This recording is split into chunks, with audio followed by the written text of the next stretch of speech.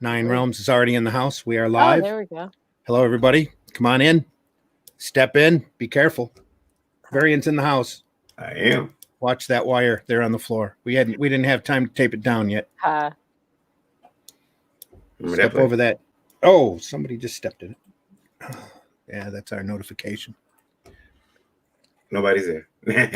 John says he's out and running late. Can make it in the second hour after something, after 10 a.m. That's what he says. Oh my goodness. My thing is public there. It must not have kicked in yet. Yeah. No, it didn't. Mine's not on my timeline yet. That's weird. Maybe I need to refresh it.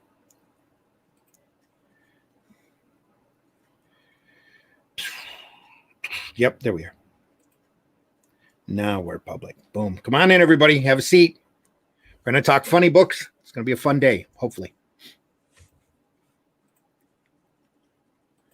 Fun day. Hope everybody's doing all right. Doing fine. I had some technical difficulties this morning, but got those sorted out. I should say I got those. I pushed those off into having a difficult time getting the equipment to work. Is that what you're saying? No, it was to warn everybody that we are TVMA DLSV. Just in case. The internet was glitchy. And I had to take care of that. That required me to call in, and it's funny. You call in, they're like, "Oh, the department you need is closed." Their hours are 8 a.m. to 5 p.m. Monday through Friday. Yeah. And I'm like, well, what about Saturday and Sunday? Oh, I'm through for Saturday and Sunday. Yeah. It's like, oh, well, there's our chat feature. Glenn Fleming says he's editing today, but would like to stake a claim for next week when I can tell you all about his 100-page Golden Age of Comics special out in December. There you go. Glenn, very topical. We shall definitely look forward to that, and we'll happily have you on. You're on the schedule for next week. Claimed. Grant Lankard says, "Hey yo, hey yo, hey yo." He has a cat picture for his profile. Huh. I know a lot of people with cat pictures, and I'm glad they put the names up there because he's got a strange mustache too that resembles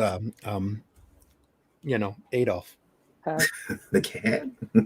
Kinda. Maybe it's my eyes. I dated a girl whose grandfather's name Adolf, and I remember she don't pick up my grandfather's name, please. And I'm like, I didn't even say anything. You just said your grandfather's name Adolf. She got mad. I didn't even say that. I guess it's literally the look I gave her. Right. Now I can't get the screen. There it goes. To squeeze back down. Sometimes I have to enlarge it to see detail. Come on in, everybody. Have a seat. Glenn says, great. Fantastic, Glenn. Looking forward to it. We're not really going to try to do a shill stream today. We're going to talk about some funny books, some weird funny books, some fun funny books, your favorite funny books. And by funny books, I mean funny books. Haha, funny books. Oh, I should have brought down my my Disney, my illustrated Disney books from Italy. Oh, that would have been awesome. Yeah, the ones that Dark Horse released. Because I mean, it's just crazy to see how different the Europeans were doing the Disney books as opposed to the Americans. I have a couple of sets of what's his face, Russ Cochran collections of Donald Duck and Walt Disney comics and stories that feature Uncle Scrooge. Oh, those are phenomenal. Yeah. Nothing like seeing Barks's work without having the color in the way. They're all beautiful, beautiful black and white reproductions. Very big. Lines. Yeah, you've seen those. The hardbound books. I did pick up, or at least brought within reach, my Mad collection. They're like this. They're hardbound. Oh, nice. And it's all Donald Duck or Walt Disney comics and stories with the Donald Duck, all the Barks material. Right. It's Carl Barks Library is what he called it. Right. Now the ones that Dark Horse released from Italy, it's like they're all like Disney versions of like classic literature, like Frankenstein and Hamlet. Oh, cool. And Dracula.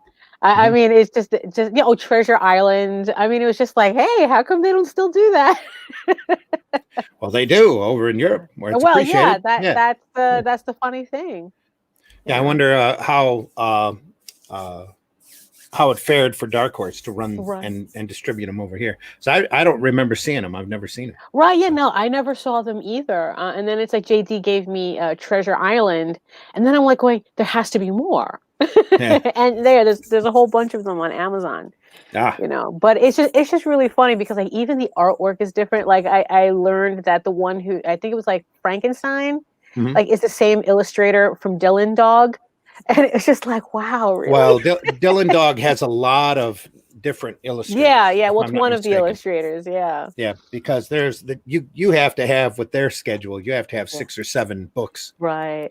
in the air at the same time. So I mean, because it's like what's funny because it's like here it's kind of like artists tend to specialize Mhm. in like certain aesthetics and whatnot, where Yeah. in Europe it's like you have one guy and he's able to do like ultra illustrative work, and then he could do like this super like he draw Tom and Jerry. Mhm. And it's like flawless. I saw Yeah. a video, I think, on a guy that was working for Dell and Gold Key, and whose name just totally escapes me. And Right. one of the historians out there is going to jump in the chat and tell me. But this guy worked for Disney, and he was so versatile that anytime they did a Disney adaptation and they needed it done quickly, they would call this guy, and he would not only knock it out, but he would knock it out in that animation style. Right. Yeah. And he didn't have a firm style that you could point to and go, oh, that's that guy. Yeah. It's just that he did so much materials because he was quick. And back then they were paying really small. Well, even now they still pay only real small amounts per page. Right. But he was knocking out really, really hard and fast. Yeah. And a lot of that material from the 70s and 80s are all his stuff, and never took an artist's credit, never wrote his name in, never signed anything. It's just the majority of that stuff that you see out there is all interesting. And it's all, most of it's one guy who's just incredibly prolific. That's why when I see artists get into like style wars, it's like, oh, this is my style, that's my style. And then I see artists like this and it's like, they just transcend the definition. Yeah. Yeah. Okay, it's like, you need what? You need to look like what? Okay. Right. Yeah. It's like, okay, yeah. It's like there is no, oh, this is my style or that's my style. It's like, no, they'll do it. They'll do it. Yeah. And he could, just knock it out exactly like it. Like he could do the scratchy Aristocats style, and then knock over to the more firm Lady and the Tramp, and then really solid line, like super goofy stuff. Just amazing. Just great to see it. Real interesting to know. Yeah. 9 Realms is in the house, says he's first in the chat. Huzzah. Welcome aboard. Michael Oden. Yes, Glenn is editing today. We're going to have him on next week. I was kind of hoping to have some representation from Great Britain on today so that we could talk about British funny books. And I believe, I'm pretty sure, Glenn, if I'm not mistaken, your Crikey was a humor book, wasn't it? Crikey was? Let me know in the chat. He had a lot of humor strips in it. Mary Machine Gun. Oh yeah. Greetings. Greetings this Sunday morning. Greetings, Mary. Mike Olden says, hey, Varian.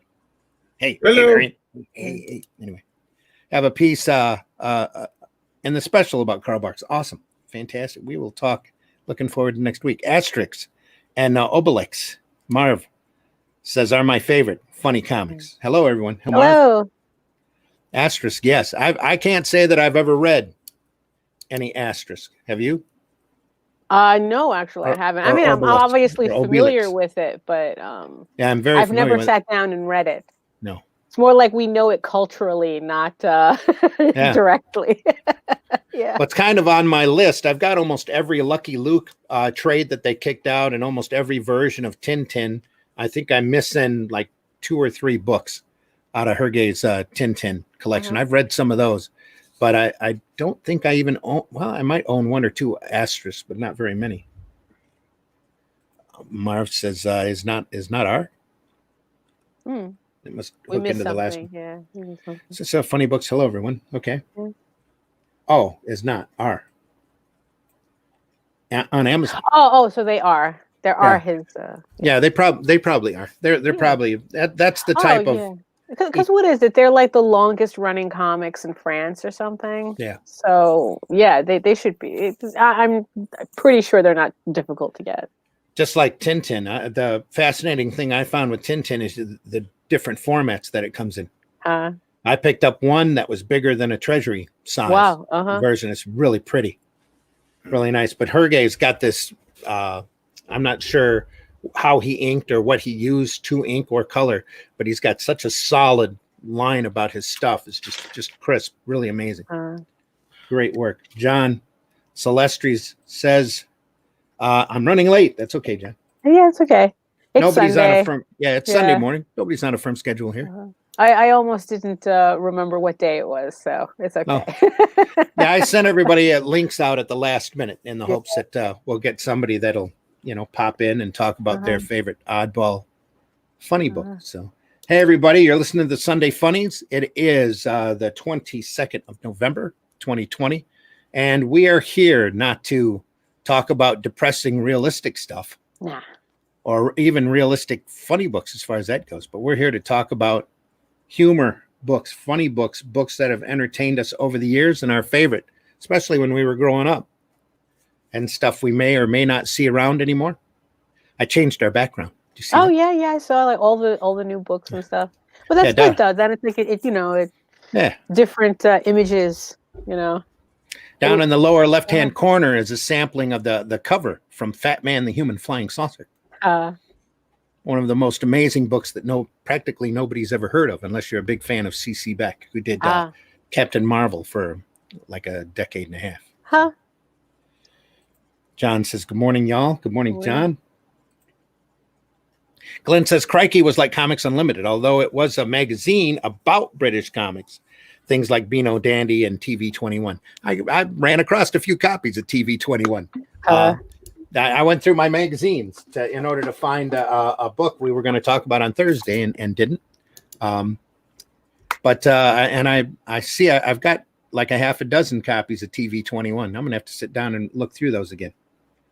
Sweet. Good morning again. Good morning, y'all. Good morning. Oh, John, I got your books. I got his all his Kickstarter books, and then they're really fun to look through. Oh, I haven't got nothing. I should have brought those down. You see, that's the problem with being in the basement. I have to now instead of having my shelves next to me, I have to plan out what I'm going to bring. Well, I ran out through the basement and pulled up a bunch of oddball stuff that we can talk about. Varian, I think, is in the house, though he's being quiet. Oh, I'm here. Right. He's drawing his devil. He's drawing his devil. Yeah. Working on his Satan. Right. All right, everybody, we're going to run the open. Can we run the opening yet, Varian? Sure, you can run it. I mean, we'll have to write them. That's all. Again? Yeah, that's what it's going to take until they back off. This is free use. We use free use music, by the way, that's currently being claimed by some guy named Francesco. No. Yeah. Believe it or not. But it is free use music. So here we go, folks. We're running the opening. Welcome to the Sunday Funnies.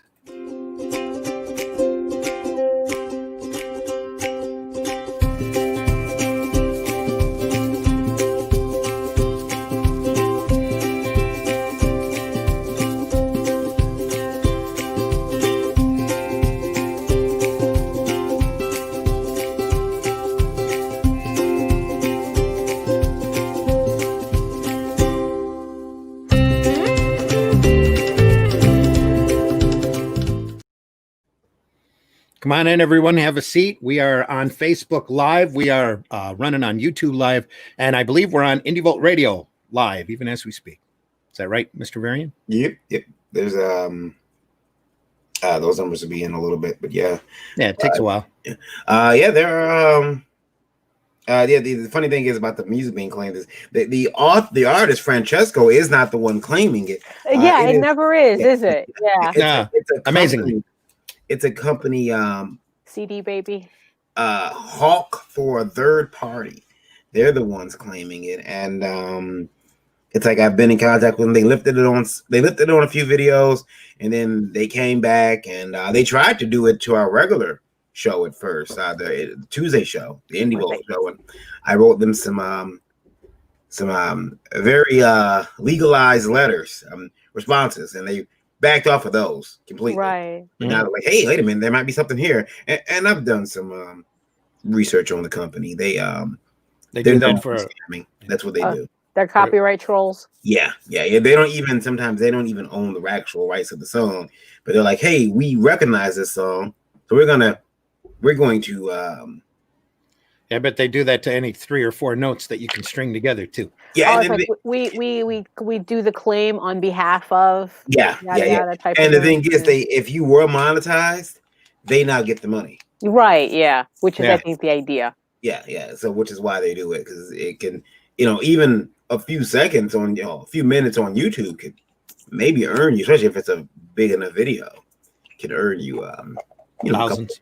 Maybe not that, but at least a couple hundred, depending on who you are. I mean, stinking rich, millions. No, well, not anymore. But you do it to enough videos, you could, you do it to 8 or 9 videos in a day, you might find yourself, Oh yeah, definitely. couple $100 richer. But but in the end, that's the idea. It's like instead of going after one large channel, you go after 50 smaller ones. Mm-hmm. Yeah. Well, the joke is on them because we're not monetized. So well, yeah, that's true too. What are they going to do? Take our money? So thanks to the new terms of service, I'm sure Facebook, or not Facebook, but YouTube will be making more money off of us than we are. Yeah, that's been. I mean, it's like they're running ads on your stuff whether you're monetized or not. Yeah. So they're making their money regardless. Grant Lankard asks, are there any good comic strips in newspapers anymore? I don't think there's been a memorable one in years. No wonder the internet is kicking their butt. It's like, what newspaper runs cartoons anymore? Tell me what the latest funny new humor strip is that you can remember, and we'll go from there. Wow. Yeah. It's like what? I think the last time I saw comic strips was, maybe the Miami Herald, but you're in New York where they don't have their papers don't have a sense of humor. No. Ours are just except for in their journalism. Yeah, that's for sure. Where's my bell? There we go. In my opinion. The newspapers here hadn't had strips in them for the longest time, as far as I can remember.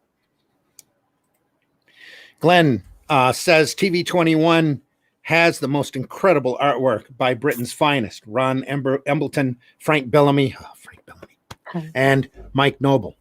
Check out their work, all beautifully painted. I think those issues of TV 21 have Bellamy artwork in it because I am such a big fan. Frank Bellamy, Varian. Do you know who Frank Bellamy is? He doesn't want to come on the air. No, he's gone for now. But tell me about Frank Bellamy.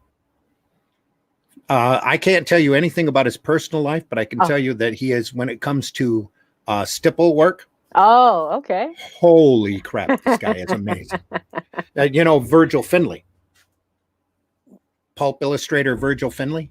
You know what? These are probably names that, I don't recognize the names, but if I saw their artwork. I keep forgetting that everybody is so much younger than me. Yeah. Except for Glenn, who's awesome, and John, who's still in the house. He'll be in our next hour.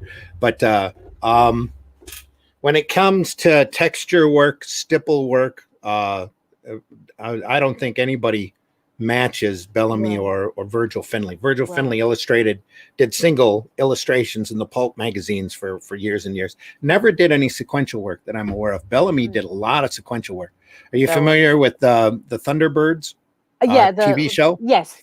Okay. He did a lot of comics around the Thunderbirds stuff. Okay, I'm looking at Made the characters actually look like the puppets, and the machinery looked big and massive. Some phenomenal stipple work. Oh yeah. Yep. Very much so. Yeah. Just an amazing artist. So he did Dan Dare for many years. That was in the back of Eagle magazine in the same style. Just everything. And he had a very distinctive look too. So you can look at his stuff. Definitely. It's like almost as stylistic as a Kirby or a Ross Andrew. You look at it and you go, oh, that's Frank Bellamy right there. That's pretty. Here's let's see. Is this? Oh, here we go. This is Could be. Yeah, that's about the size. That's the size that they used to work in. That would be a 2-page spread right in the middle of the middle of the comic. Yeah. I mean, the thing that always amazed me about artists back then is that how you could tell that it's like, it's like we were saying, that it's like they weren't just a one style pony. It's like this is a guy who probably worked in advertising before he came into comics. I'd wager he did. Yeah. But when Dan Dare was like Flash Gordon over there, he's a spaceman type character. Only he didn't. Well, they all came from Earth, but Dan Dare, I think, was just a spaceman from the future in the future, instead of a guy from Earth that gets transported into space and into a weird atmosphere or a weird situation. But Dan Dare was always fun, always good reading, and always great to look at. They had a lot of really good artists over the years on that strip. Glenn says, I can see I'm going to get a lot of my editing done today. Oh, uh-oh. Well, we'll try not to drag you into too many conversations. Pops says, good morning. Good morning, Pops. Oh, wait. Yeah. Morning, Pops. Hope you're doing well. Fear Maxie, hello. Hello. How are you? Hope you're doing well for Maxie. Fear Maxie, thanks for listening. Pops says, on the show topic, I love the fabulous Furry Freak Brothers. Yeah. Absolutely. Best funny book ever. One of the best. With the right additives. Absolutely. Yeah. That was the enhancements back in those days. Are there any good newspapers that's anymore? A different, that's a also, different, Good if you want to know what what you can get for 15 million, the New York Times is your thing. Well, before we go any further, we should probably introduce ourselves. Varian, are you back on the mic? I am. I haven't left. Okay. I haven't left. Oh, yeah, we did. We asked if you were there, and you didn't answer. Yeah, that's true. Okay. Yeah, you didn't answer. Hey, everybody, I'm Randy Zimmerman. I've been doing alternative and small press comics for many decades. Done everything in the direct market that you can imagine, and some things that you can't. And did a funny paper for a good 10 years called Comics and Entertainment. Paper. Yes, that was an excellent paper. It was a lot of fun to do.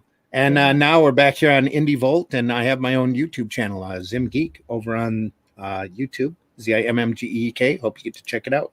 We are joined today by Mr. Varian Grant. Varian, introduce yourself. Hello, everybody. I'm Varian Grant. I started making comics back in 2008. I am a comic book artist, a publisher, writer. Father, husband, geek, movie lover. Because sometimes I forget that I like movies. And a driving leadfoot. Yeah. Sometimes I forget that. Like, white knuckled passenger. Yeah. It's funny. Yeah, that is actually funny. I'm a white knuckle passenger. I can drive, and but when I'm a passenger, I'm like, oh my God, is this person going to stop? That's fine. And reluctant taxpayer, and I'm happy to be here today, early this morning, despite the technical difficulties I've had, but glad to be here. Awesome. Miss Daphane. Oh, yes, thank you. And we're also joined by Daphane Lage. Daphane, introduce yourself. Hello, my name is Daphane Lage, and I'm a cartoonist, illustrator, and comic book artist coming out of New York. I'm the artist of the funny animal fantasy comic Tall Tales and the upcoming Ego Raven Heir of the First Unicorn, premiering on Kickstarter January 4th, 2021. You can check out my work and sign up for updates at talltalesonline.com. That's TAILS online.com. And my YouTube channel at Daphane Lage, Lage Art. Speaking of the great Frank Bellamy, Frank also did a comic strip for quite a while, adventure strip called Garth. Back in the late 70s, I believe, maybe a little earlier than that. And I have to actually look at the pages before I put them up on the camera because the nudity laws over in Great Britain are, especially even in comic strips, are completely different from the American laws. But there's a sample of one of his daily strips. Wow, yeah. Look at that stipple work if the camera will focus in on it. Boom. Yeah. That I'm pretty sure was all done by hand. Oh yeah, I'm pretty sure too. Just amazing work. I don't think they used a lot. I mean, yeah, I mean, a lot of those like films and stuff. I don't think a lot of those pages had them. I think they were all hand done. Yeah, and if I put my hand here, I can show you this great. We don't want to corrupt the youth. Oh, it's not corrupting the youths. That's the problem. Yeah, that's for sure. It's meeting the crazy terms of service. Yeah. The work on that monster is just incredible. Squid being zapped. Just phenomenal. Just got to look at it again to make sure we weren't going to get in trouble. Yeah, really. Okay. Because that story takes place underwater, and the ladies are topless. Yeah, exactly. Yeah. Swimming free. Yes. Anyway. But yeah, amazing work. Amazing. Even his black and white daily strip works just crazy good. Pops says family circle and Peanuts own the newspaper funnies. Yeah. There's I know that when Charles Schulz died, there was some controversy from other cartoonists, because I guess like a lot of the papers decided to run Peanuts from strip 1, and a lot, they were obviously angry because it's like, look, Charles Schulz is dead. He's been running this thing for 40 years. It's like, how about, get some new blood in there? Well, it's not just that. And the syndicate didn't own Peanuts. They kind of leased it from Schulz. Schulz was really in control of that. That's why you only saw certain merchandising of the characters out.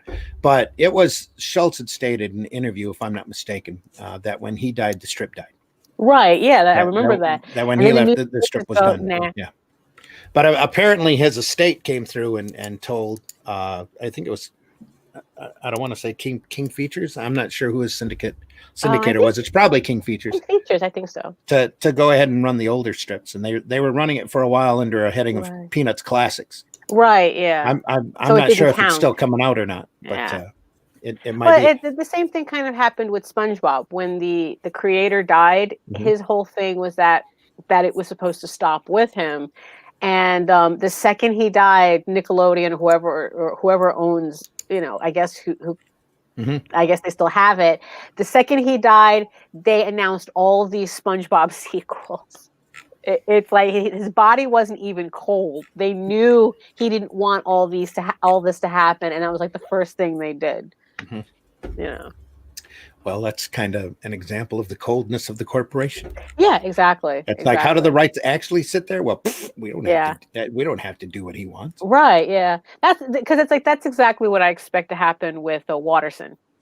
The second he passes, all of a sudden there's going to be all this merchandising, all these movies, all these TV shows. It's just going to be an explosion of he might be Calvin planning. and Hobbes. That might actually be his wishes. He just doesn't want to see it personally. Oh, well, okay. No, that's like if my estate wants to make money off of me, run with it. I'm gone.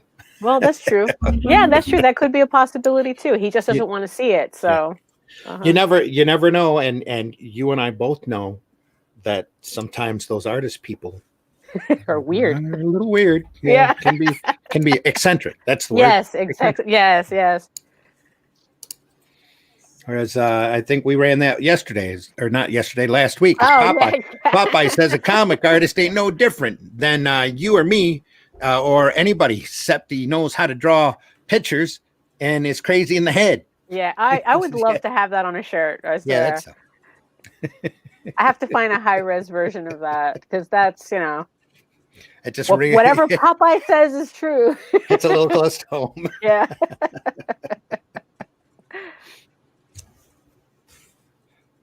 Sweet. Where else were we in the chat here? Glenn said he was 105. And that we're going to be incredibly distracted. 105 next birthday. That's odd, Glenn. You don't look a day past 102. Yeah. No, just kidding. Hey, Pops. Yeah. Hello, John. Morning, Joe. Morning, Joe McPhee's in the house. All these fine people up this early in the morning. Yeah, No, we're gonna what? I'm surprised most of them are up so early. It's Yeah. Well, as I like to say, Russ never sleeps. Ha. Now, Well, he's chained to his Cintiq. I've been on such a schedule to get the wife out to work at she leaves at 4:45 or so. Ew. I was up this morning at 5 o'clock staring at the ceiling going, well, I might as well get up and print some shirts for a few hours. Oh, there you go. Yeah. So I was printing here in the basement. As scary as going shopping without a mask. LOL. Tell the bird I said hi. Oh, yes. Oh, he's upstairs though. He's upstairs. See, people miss the bird. Yeah, I know. It's like meanwhile, it's like every time I came on, my ears would start bleeding from him, but everybody loved it. The bird was trained to talk when you talk. Yeah, exactly. There's a constant. Are you talking to me? Are you talking to me? Yeah. He kind of misses that bird in the smoke alarm. Yeah. Well, if you take your battery out of the smoke alarm, you can imitate the experience. Glenn says, I sent you some Thunderbirds Bellamy art in your Facebook page, Randy. Thank you. Oh, there you go. Oh, you're quick. Thank you, Glenn. Let's see what that is. Oh, look at that. Oh, yeah. There you go. Yeah, it's like that really like meaty art style that you just don't see anymore. Yeah, let's jump. Although over there Russ and take a look. Russ is doing that. Can we see that? We can see that. Oh, that's beautiful. Awesome. Yeah. Yeah, that's probably it's beautiful, very colorful, but it's probably light for Bellamy because I remember like great big huge overhead shots of Thunderbird 1 and 2 just looking massive. I mean, I love the fact that ships. there's so much going on and yet you can still see the artwork. Yeah. You know, like you don't lose anything. Yeah. In the fact that it's small, or at least, you know, to me it looks small because it's like I'm looking at it on a monitor. That's a 2-page spread, right? That would be a 2-page spread. You know, yeah, but right, I mean, right in the center of the book too. Yeah. You know, I do like that those flares. Oh yeah. That's pretty cool looking. I like that. I think the thing that makes that though is the coloring on that. The coloring on that is well, that helps incredible. too, and that's the thing. It's very, you know, it's beautiful coloring for what, like this would be printed on newsprint or something. I can actually zoom in on that. Sweet. I'm working on my Cintiq. You can see right through the center here where the crease is for the book.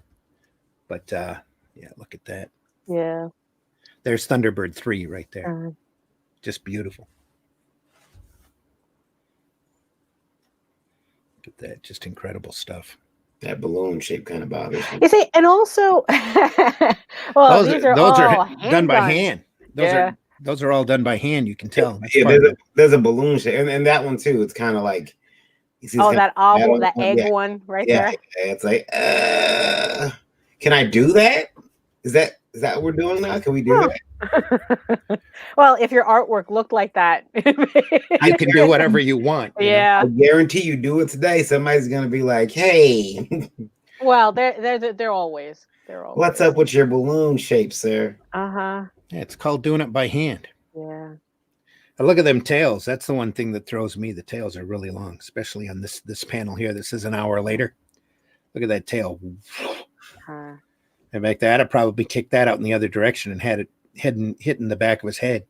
I mean, really, I can't get over that coloring on those flares, though. I mean, that is just like someone really cared for that. Like, you know, like I could, like if, like, I don't know, like if it was done here, it would just have been like maybe 1 or 2 flat colors and maybe some squiggles and they'd call it a day. But here it was like, no. This is my time to shine. I'm not sure if he was using Martin dyes here. That's almost what it looks like with the vibrancy of that red and yellow. Yeah. But you can see the brush strokes here. Where he's pushing the orange down onto the sun. Oh, that's just amazing. Yeah. Nice. Beautiful work. But yeah, just masterful. It's the only way to describe it. Yeah. And what's funny is that it really took me a while to learn to appreciate this type of artwork. Yeah. It's like I guess sometimes that happens, it's like I don't get it when I was younger, and then only when I'm older it's like, oh, now I get it. Now I understand. Oh, I can't tell you how many people that has happened to for me. Yeah. Especially growing up, Kirby and Heck used Yeah. to hate him with a passion. Right, yeah, like I used to like not get it, like the whole thing with Yeah. Kirby, and then it's like ever since I saw those originals, it was kind of like something clicked, and it's like, oh, now I get it. Like, it's like sometimes you need it's like you literally need the experience of age to learn what this is all about. Yep. Uh-huh. The cool thing with Kirby, especially in his 70s, late 70s and on work, is that he worked in so many layers. You could see that he's figured it out in his head, Right. exactly the dynamic that he needs, and it's circle, circle, square, square, circle, square, square, and he's got it right down, boom, boom, boom, boom, boom, and he does it. He's literally an old master at it, and does it probably instinctual. Right. There's a hand. There's a hand stretching out. In the typical Kirby style, square, square, square, bigger square. It's just amazing to sit there and look and go, oh, that's all basic shapes. Holy crap! yeah, exactly. It's all. What's funny, Randy, is you broke down like some of what could be the idea of the process of his thinking, and people have sat back and done whole essays, video essays, books on Kirby, but yet replicating it is hard. Well, yeah, it's kind of like how people think that, oh, that manga style is easy. Mm-hmm. And it's like, no, it's extremely misleading. Mm-hmm. And Kirby's style is the same way. People think, oh, it's just so simple. It's like, yeah, then how come you can't do it? Yeah. to your point, Daphne, I had some I get a chance now when I go to Comic Cons to talk to the Cyanide and Happiness guys. Oh, yeah. And I had a friend who was like, "Oh, this is just stick figures, man. I could make money. I could do this." And I'm like, "No. Look at those stick figures. Mm-hmm. Yeah. Look at those stick figures. That's actually a skill. That's not a stick figure. That's it's simplistic. Don't sleep." Right. No. And then it's like combined with his insane humor. Oh yeah, it's like it's magic on the page. I think the same way about Matt Fazell and Cynical Man. Yeah. Matt Fazell, great storytelling, very simplistic, very stick figure, but holy crap! But that's what it is. I think I've said before. It's like a master is someone who just makes it look like anybody can do it. Yeah. When that is not the case. Yeah, one of my favorite artists, Varian Grant, we won't recognize his genius until he's gone. Then we recognize that he's a genius. That's how that works sometimes. Yeah.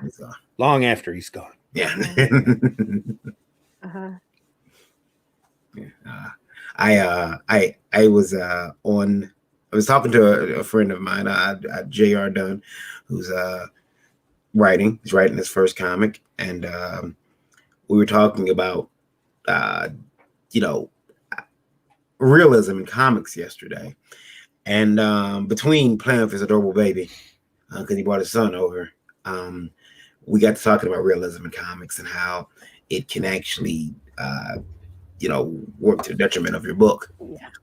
If you're trying to ground it too much in realism, and you're taking out the fantastic and fantasy elements, all of a sudden now it's like a humdrum book, and no, I don't want to read this. This is an action adventure depression comic. I don't want to read. I never understood that that trend. I mean, I understand that it's like, like supposedly it leads back. I mean, what's funny is that usually, because it's like Watchmen and Dark Knight are kind of like blamed for it, but the thing is, though, you looked at that Thunderbird artwork was gorgeous, and that was all like kind of like realism. Oh no, those look like the puppets. Those look like the marionettes but it's like, right, they're on the show. But there was still like a very fantastical like overlay to it. So even though this guy was drawing sun flares with with loving detail, there's still this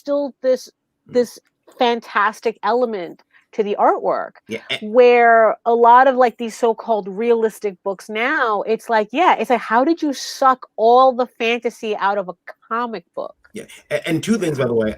Shout out to that person who drew that and colored those flares. Yeah. I want to tell you guys, they did it without Google. Yes.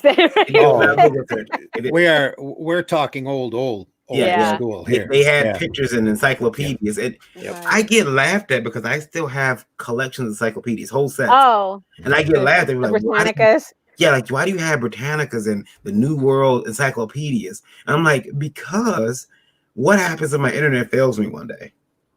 Yeah, and there's some information that just doesn't change, or it hasn't changed. So, but also it's like there's something really nice about that tactile feeling, and some information that makes those encyclopedias humorous. Yeah. Well, right, exactly. So it's nice to like remember when you had those, like as a kid you had those old dinosaur books, and then they updated they updated the T-Rex at the Museum of Natural History, and now you have the new T-Rex, and then you have pictures of the old T-Rex with his tail dragging on the ground and he's all standing upright, and it's like there's something very quaint about seeing that comparison. Yeah. Did you see the announcement they made a couple days ago that they found a perfectly fossilized T-Rex fighting a Triceratops over in Montana? Oh, yeah, nice. Completely along with carcass hide. And interesting. That's nice. Yeah. I guess that they've been sitting on the announcement and trying to sell the bones and carcasses since 2009. They found it perfectly preserved. There's a natural history museum out of North Carolina that's picked up the tab, and they're making a display for it. That they said that it was a fierce fight because there's a Triceratops tooth Tyrannosaurus tooth in the Triceratops's hide. Right. Wow. But it's nice that an actual natural history museum is getting it, as opposed to like it ending up in someone's private collection. Yeah. Wait till they find out they were covered in feathers. Well, they have the carcass, and apparently on these two specimens they weren't. But right. Yeah. It's still up in the air as to who had feathers and what's who really interesting though is that they're both fluorescent orange. Huh? No, just kidding. They figured they both glowed in the dark. Anyway, I did want to say though, really. As far as funny comics goes, when I was a kid, I remember being, and I still have it to this day. It's not in very good shape, but I have the first issue of the Sonic the Hedgehog comic from Archie Comics, and it was 3 stories in a book. And I remember being a kid and my parents buying it for me. I think it was like, I forget how much it was. It could have been more than $1. Right. And probably was $1. Yeah, $1. Flipping through it and just thinking like, wow, this is okay, and I was an artist, so I can replicate some of this art. I'm a video game fan. I like Sonic, so I bought the books and I started buying them. And I remember there was a point where I didn't have a pull list, but I would just go to the store and I'd pick up the Sonic comics and I'd read it and toss it. And there got to be a point where I got a little ashamed of it because, I would go to the comic store and I'd buy X-Men, and I'd buy Witchblade and whatever other comics. But then there was always the Sonic comic. Well, I mean, but that's sad too, because it's like the whole point is that you should be able to go into a store and just pick up whatever you want. Right. And everything that you enjoy, that there shouldn't be a judgment on I mean, it's all comics, so it's like nobody should be judging anybody. One of the weirdest things happened though. I would throw the books in my backseat of my car, because I normally read them in my car, and I go to school or whatever. But I remember a friend of mine, I had to go to an eye doctor appointment, and so he stayed in my car. So he looked in the back seat and seen these comics, and he went through some of them, and he seen the Sonic comic book, and he's like, "What the heck?" He flipped through. He had got the reissues by the time I come out. The eye doctor, and he's like, "Man, I used to read Sonic when I was younger, when I was a kid." He said, "Well, not a kid, but when I was like 9 or something years old." And by this point, we're like 16, years Right. old. Right. He's So like, you're saying, oh, when I was a kid, because you're yeah, thinking 9, yeah, right? Yeah, because yeah, everybody does yeah. that. And he's like, what the hell happened? Why is it so grim and serious now? And I thought about it, and it had. The comic had Right. gotten more mature as I had, to where they almost, or not even almost, they got rid of all the slapstick. All the slapstick was gone. All of the self-referencing, wink, wink, fourth wall breaking humor was gone. Sonic used to address the audience. He used to address the reader. He stopped doing that. So it's that whole extra universe stuff that you said Yeah. that guy lost out on because he created it all for Yeah. Archie and Sonic. Yep. Yeah. Yep. And he lost out on all of that. So it's like thanks for your creating. We'll see ya. Yeah. And now I think the Sonic comic is over at IDW now. I don't think Archie has it anymore. But that Archie comic, that Archie series had a long run, and it's got a massive fan base. And there are people who, Daphne will tell you, who love that character. They got OCs. Oh yeah, no, absolutely, absolutely. That's Sonic is my go-to for fandom. That's like when I talk about fandom, it's like, look, I know all of you have Sonic OCs. Yeah. I never had one, but I did create a funny animal comic, which originally we were just going to call the Furries, and then because of the name Furries, we changed it to the Foresters. Oh, okay. Well, that works too. That's a clever name. Even though there's a like elk type organization called the Foresters. Well, we didn't care. We didn't care. So the point. Yeah. We and it's Bob. Yeah. And it's got and my mother kind of took it over. She kind of took it over, and she loves those. Oh no! Good morning. Who's that? Michael Odin and special guest. Yeah, Baby Odin. Oh, Baby Odin. He's decided. I figured he'd be a welcome guest on the Sunday Funnies. As he climbs all over you. Yeah. Yes, of course. Yeah. Oh, what are you doing? What are you doing? Who's on your pants? Who's on your pants? Can you tell them who's on your pants? Can you tell them who's the shirt? Who's the shirt? Who's on the shirt? Oh, it's Batman. It's actually a great topic because he's actually watching one of those Teenage Mutant Ninja Turtle shows that they did recently. That was a lot. It kind of a return to form on like the past few animated Teenage Mutant Ninja Turtle shows were very, very grim, dark, and serious, which, as an adult I loved, but like going back and like trying to get my kid to watch it. But I mean, but the ironic just got sliced in like quarters. Yeah, but the ironic thing is that that's how the comic actually started. The comic was grimdark. It was actually like as it entered syndication, I guess it became lighter and lighter. It went in the opposite direction of a lot of books. Oh goodness! Sometimes I don't. I get why some artists don't like money. Good morning, guys. That's we're you just again. bad at business in general. Bellamy, a master of composition, color, and rendering. Genius. Yes, very much so. I'm way behind on my comments. Sorry. Marv says super awesome art. Joe says Thunderbirds was so much better in this form than what they did on TV. Well, the later renditions of Thunderbirds were kind of a mess. Right. The original, the Super Marionation Thunderbirds to me are classic. I grew up with that show. That and Captain Scarlet. It's just amazing. It was painted by Faux Gravier on glossy paper. TV 21 was a beautiful magazine rather than a comic. Oh yeah, very much. Cannot jump.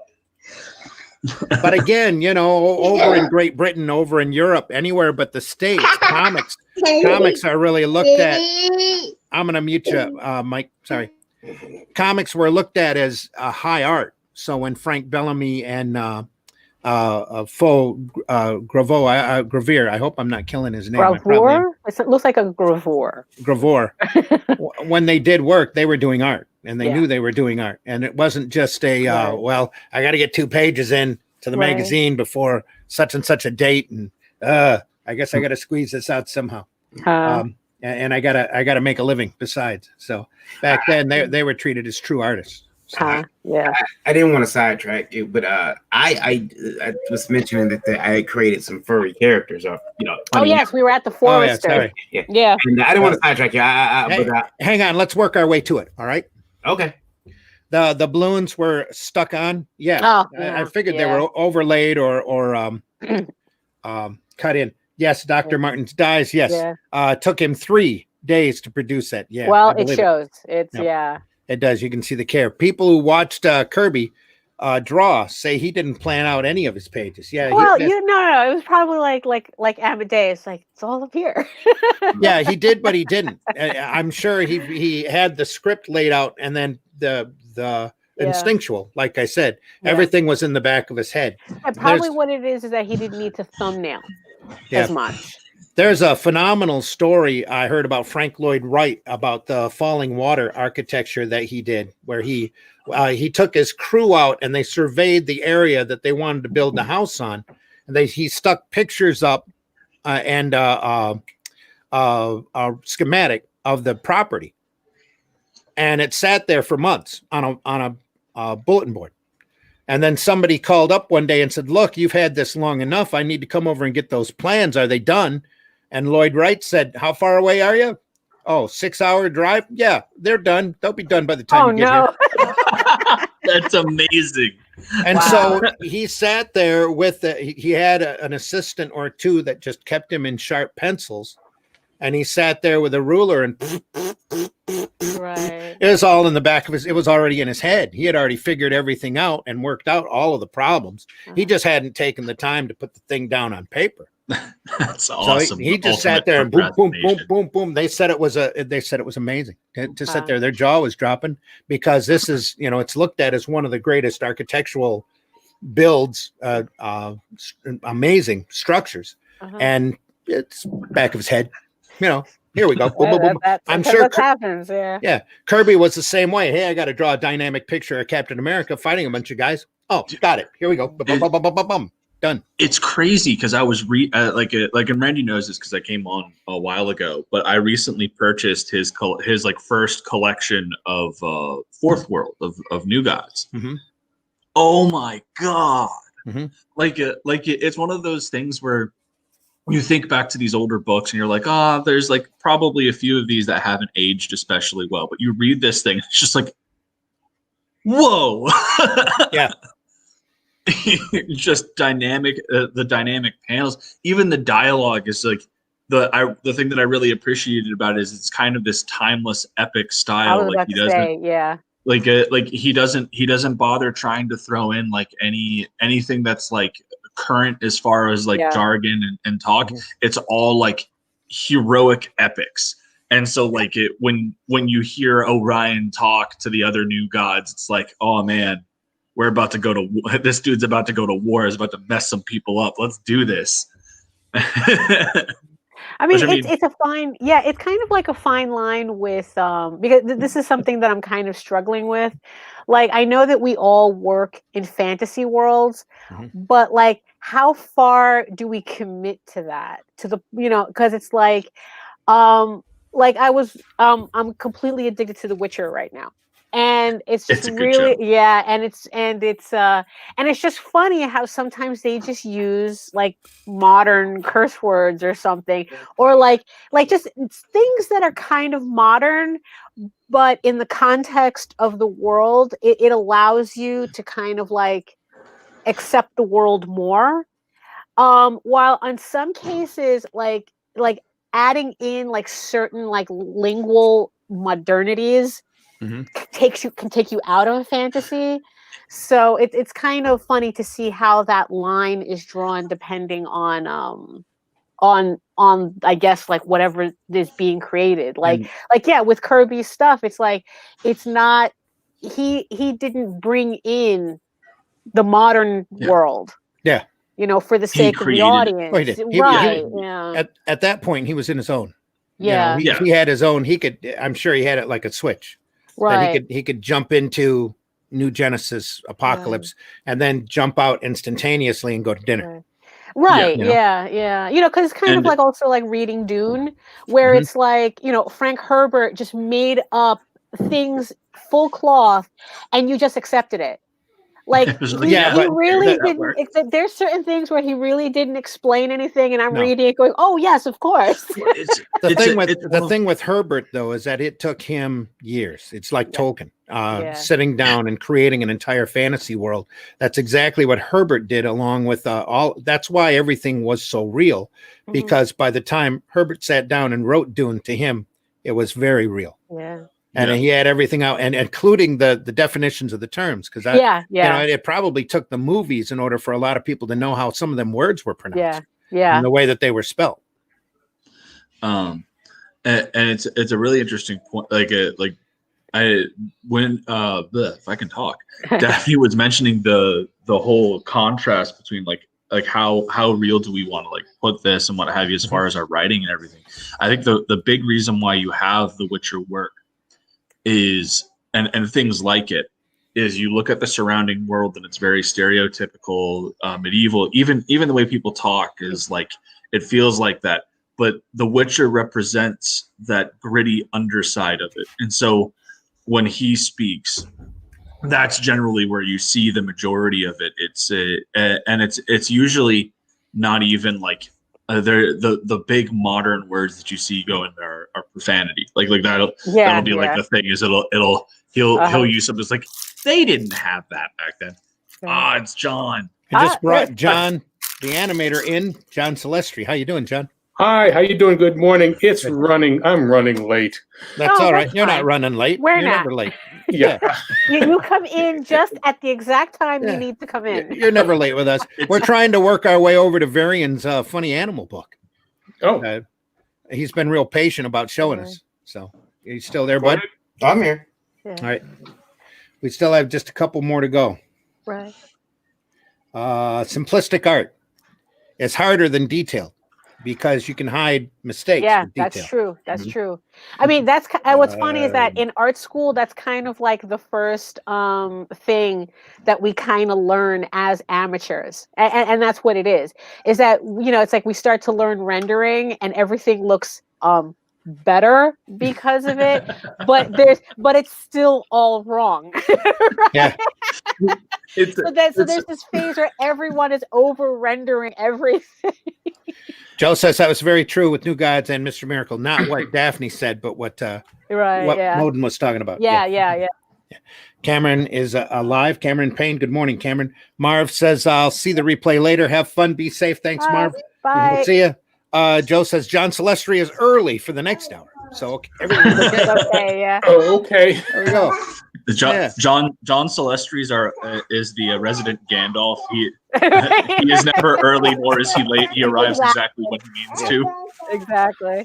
Well, when it comes to stripping down your style, I think I was just reading a lot about Fawcett Comics and how C.C. Beck went through his commercial art style and literally stripped it back to the bare necessities, not just so that he could do comics quicker, but because he realized or saw comics as a very colorful medium, and the less lines on the page, the better.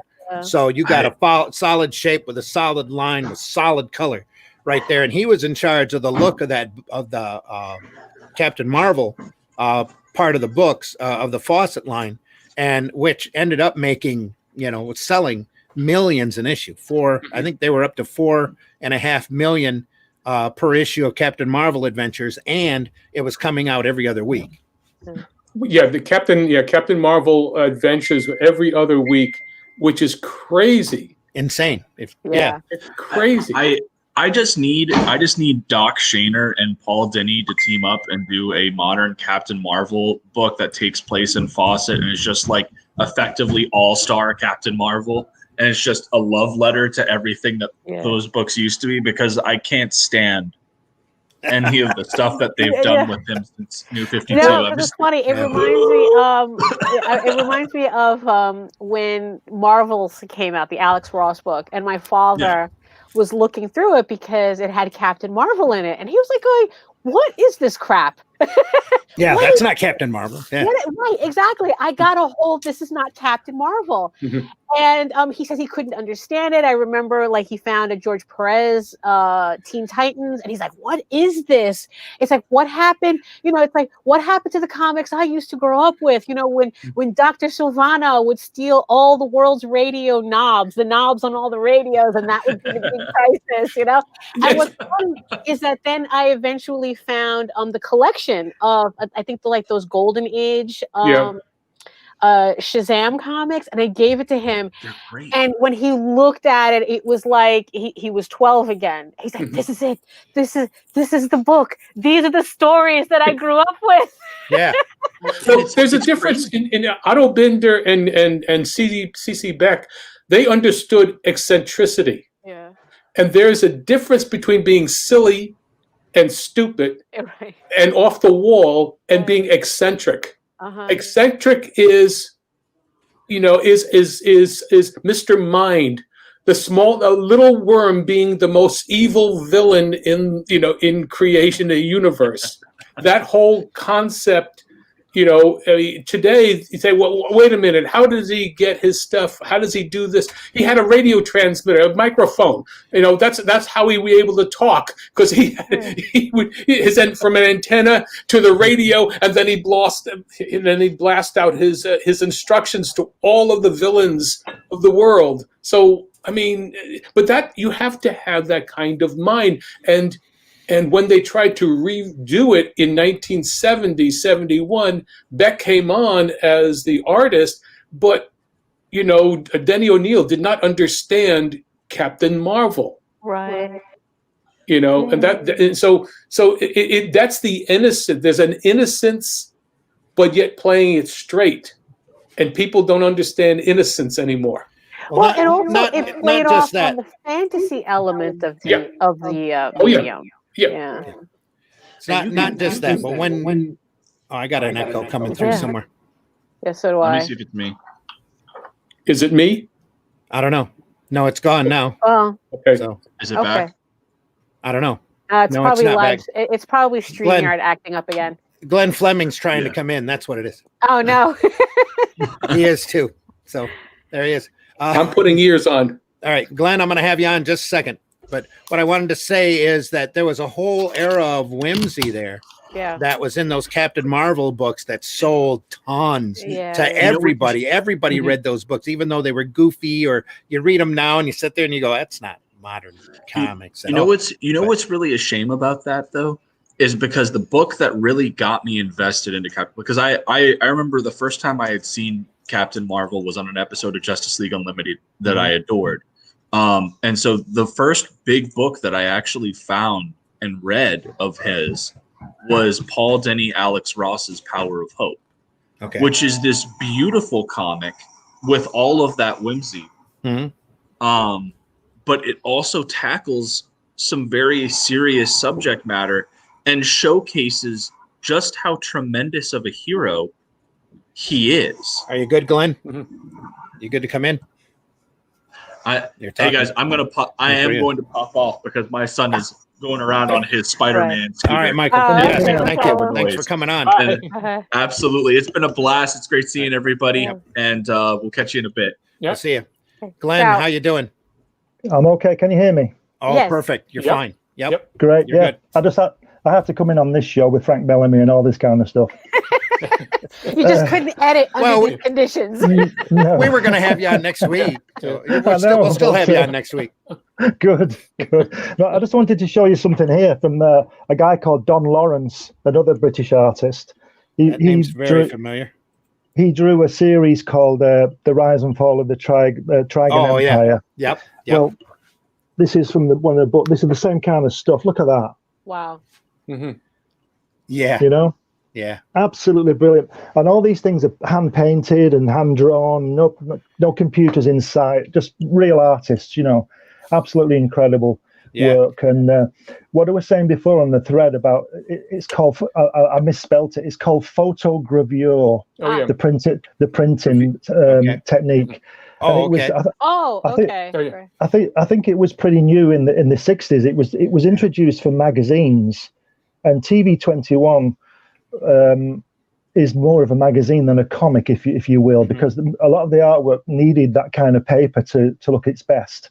Yeah, it was very slick, very slick paper. Yeah, and Jerry Anderson and Alan Fennell, who produced the comic, they obviously realized that, and they wanted to sell the TV shows as best they could. So they got the best artist to do the artwork. It was all painted, and they printed it on the highest quality paper that they could, and it was selling something like 1.5 million copies a week. Yeah. Wow. In 1965, it came out. I mean, I was 10 then. I was just 10. It was a week after my 10th birthday, and it just knocked me for 6. You know, it just because it was obviously I was watching the shows, and they were brilliant shows and still are. And well, this artwork just knocked me out. Being an artist as well and learning then, you know, and all that kind of thing. And then, as I've said elsewhere, it was about 3 or 4 months later, Jack Kirby hit me on the head, you know, with Strange Tales and Thor and all this kind of stuff.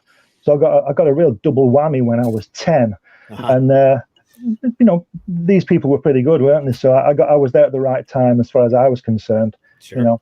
But there were some fantastic artists. I think they're probably all dead now, but they were amazing. I mean, Frank Bellamy died in 1976. He was only 59. Wow. You know, and which is the same. He's the same age as Kirby. And I was just thinking, I've thought often in the past, if Kirby would have died when he was 59, we would have still had all his stuff, because I think what would that be, 1976?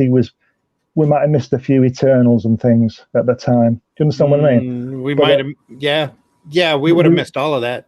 Everything from Eternals on, yeah. But the British artists at that time, I think they're some of the best ever. The artwork is amazing. I went to when I was doing the Crikey magazine, which, as I said before on the thread, which was about the British comics. I went to see a guy who had some Frank Bellamy originals from those Thunderbird things, and Mike and Ron Embleton from Stingray. And at the time, they were 30 years old. And you know, you were talking about Dr. Martin's dies. Yeah, they were still as beautiful as they were the day they painted them. You know, just fantastic work. I'd love a piece of that stuff, but I think it's quite expensive now. You know, I'm sure it is. Yeah. So not that anybody's going to sell it anyway. So right. But it's wonderful stuff. A lot of that. We covered a lot. Sorry, go ahead. No, go. Well, I was going to say a lot of that stuff's museum quality. Ought to be under glass and in a frame. Yes, set out for people to look at. Yeah. I think probably all of it should be on my wall at home, but you know, that's there you go. Thing. Yeah. But you know, it can be in a museum. Yes. Yeah, the Frank Bellamy Glenn Fleming Museum. I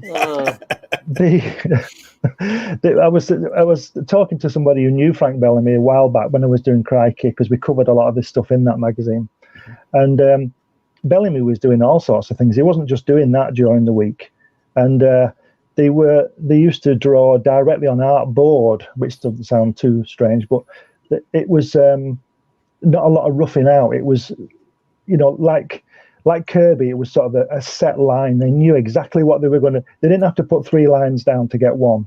Right, they knew exactly what they were doing. That confidence of expertise. Well, and Frank Bellamy started doing Garth, as you've shown, Randy, in the Daily Mirror, and those are collected now, and they're absolutely incredible stories and great artwork. And you were saying about the stippling being done by hand. Yeah, there's no tints or tones and letter set stuff in there. It's that was brilliant stuff. The first example I saw of that Garfield format. Right. Yeah. So I had to pick it up regardless, but it was Frank Bellamy, and I'm like, oh, this stuff's amazing. It's fantastic, isn't it? Yeah, it's brilliant. Anyway, I'm hogging the show. Carry on. Oh no, not at all. Not at all. No. We're still trying to work over to Varian. I don't mean to be neglecting you, buddy. What's going on? Oh, no problem. No problem. Okay. No. But we remember that it's called. We left off at the Foresters. I don't take it personal at all. Anyway, yeah, we left off at the Foresters. Yeah. Are you there? Oh yeah. It was just I wanted to create a comic that's a lot more lighthearted than some of the stuff that I had done before, and I grew up in the 80s, so I was born in 82. So I had Alvin the Chipmunks was one of my favorite shows, and my aunt was like, "Oh, well, you should really go back and back then you couldn't really go back, but I started buying and having she had old VHS where she had taped the Alvin show. Mm-hmm. And so she would show that to me, and I had an appreciation for that, as well as the Alvin the Chipmunk show, which the animation styles are completely different. And also developed a love for Clyde Crash Cup, who I had I was always upset they never brought him back.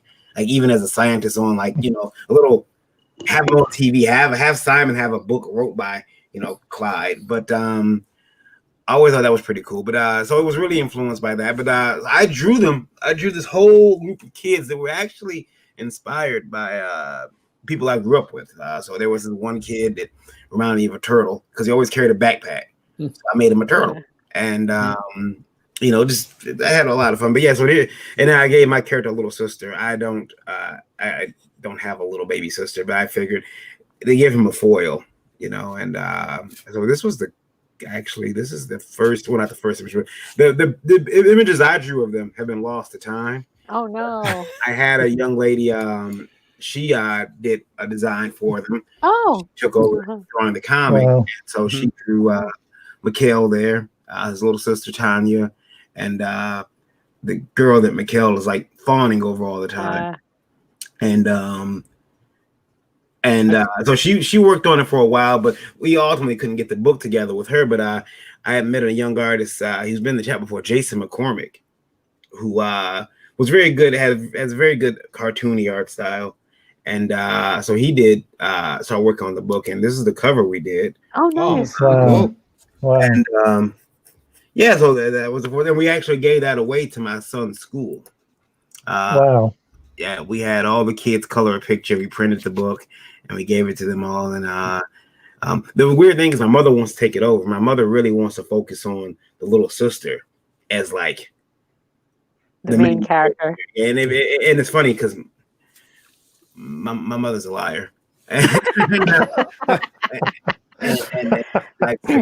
the thing is, though, this story that we were trying to get back to, it was all connected to a story he was saying about Sonic the Hedgehog getting weirdly dark. Yeah. For a comic. It got dark. And I never want to do that with this story, but yeah, Sonic got dark, and my friend wasn't like, he was like, "Oh man, that got dark, man. I see why you read that now, man. They've got people getting punched and maybe not killed, but at least like they had bad stuff had happened to them." And I told him, I said, "Yeah, but I was still embarrassed about having it in my which is a shame. It's a shame. It was Sonic, and making lighthearted comics though that I found is I don't write them for kids. Don't write them for children because children are smart. Mm-hmm. Yeah. They know when they're being played. They know when you're writing just to entertain them or trying to entertain them. Yep. But you write it, and I think that you just have to, in the back of your mind, you have to know, okay, I can't have this character swear. I can't have this character, punch this person. And if I do, well, it's got to be slapstick. It's got to be, it's got to be, for the reaction to the punch has to be funny. Because Tanya is very abusive to her older brother. He's very abusive to him. But, it's I don't know. I just the way that some of the comics, and again, that Sonic comic is, my son has the old ones. I bought him collections of the old ones, and he likes them. And I know that the next chapters of that book are gonna start changing, and he might not like it once that happens. Well, I mean, but that just means that maybe he's just outgrowing it. You see, that's the thing. Kids know when they're being talked down to. Mm-hmm. And that's, and so it's like, so just saying, oh, just make it dumb for kids. It's like, no, that's not how that works. But the thing is, though, also, it's like, there's also nothing wrong with outgrowing something too, and what's funny is just to see how so many people try to fight that. Yeah. You know, and then it's like you end up with kind of, you know, these weird things where Sonic the Hedgehog thinks he's Watchman or something. You know? Finds his, It's like finds his you end girlfriend up- stuffed in a refrigerator. Yeah. Right. You know, you end up with these weird things because it's like people just don't want to outgrow it. And so they try to force these characters to grow with them when maybe that's not their purpose. That's what You know? happened to comic books. Yeah. Because you Oh do no, have, John, that's what happened to the perceived. oh no, what I'm saying is that those people who are, you know, it's the fandom that those guys grew. in charge. Yeah. Yeah. I mean, because that's where the money is. It's the older people who have money. Right. You know, And- the young kids don't have they don't have a credit card that they can go and, you know, and go to Indiegogo or Kickstarter. Right. Yeah. They can't make their choices. But you definitely have, you know, age groups where their perceived entertainment changes. So you'll create something new for that age group. Right. Yeah. But major corporations don't want to do that because it's too much effort. Yeah. I just want to show you guys. Sonic went from one of the first issues. This is issue 13 here. And Right. I remember getting this off of the newsstand in the supermarket. There's Sonic the Hedgehog. You know, it's very slapstick. You know, Right. Yeah. new record, and you know, Sonic looks confident and, you know, fun. And you go a couple years later. Right. Yeah. I mean, it's like, was this necessary? I mean, because it's funny because it reminds me of the whole the blow up when they announced the new She-Ra series on Netflix, and people were just like freaking out. It's like, oh, that's not She-Ra, blah, blah, this and the other thing. And it's like, and I'm sitting here going, it's like, look, I don't know about you, but I've been unable to watch the original She-Ra. I have been unable to watch that for decades. You know, but the thing is, though, I love it. I still love it. It still has a lot of meaning for me, but I literally outgrew it. But at the same time, I was looking at this new She-Ra, and it's like, oh, snap, this is not for me either. So, you know, and it's like, well, that's just where I am mentally at this point. So it's like, it just is what it is. But people really took it personally, though, you know, that it's like, oh, you're not making this for me. And it's like, honey, you're not a 12-year-old girl. That's basically what it is. Yeah. That's been Cartoon Network's one of their biggest faults is that they have no idea where their demographic is. Right. Yeah. And who's watching what. Sure. Adult Swim is awesome. And it's supposed to have more adult content. The younger kids are watching that.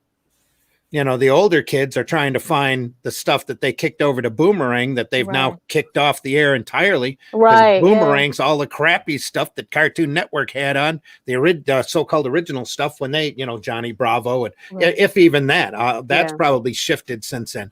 But I was trying the longest time to get Boomerang on the cable stations to carry it because I wanted to see the old Hanna-Barbera stuff. By the time they picked up Boomerang, they've already swept them off.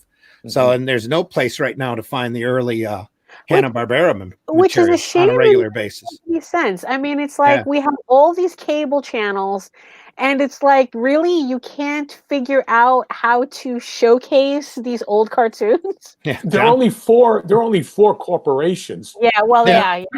I mean, there is no basic, you know, competition because they've bought out and suppressed things that are, you know, that were entertainment.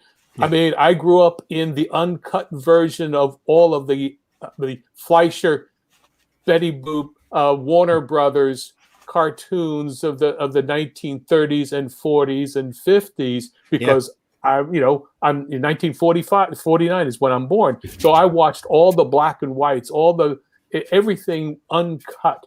I mean, I can literally recite lines, you know, from versions of Bugs Bunny that you've never seen probably, and you know, and all the explosions. I mean, that's it. I mean,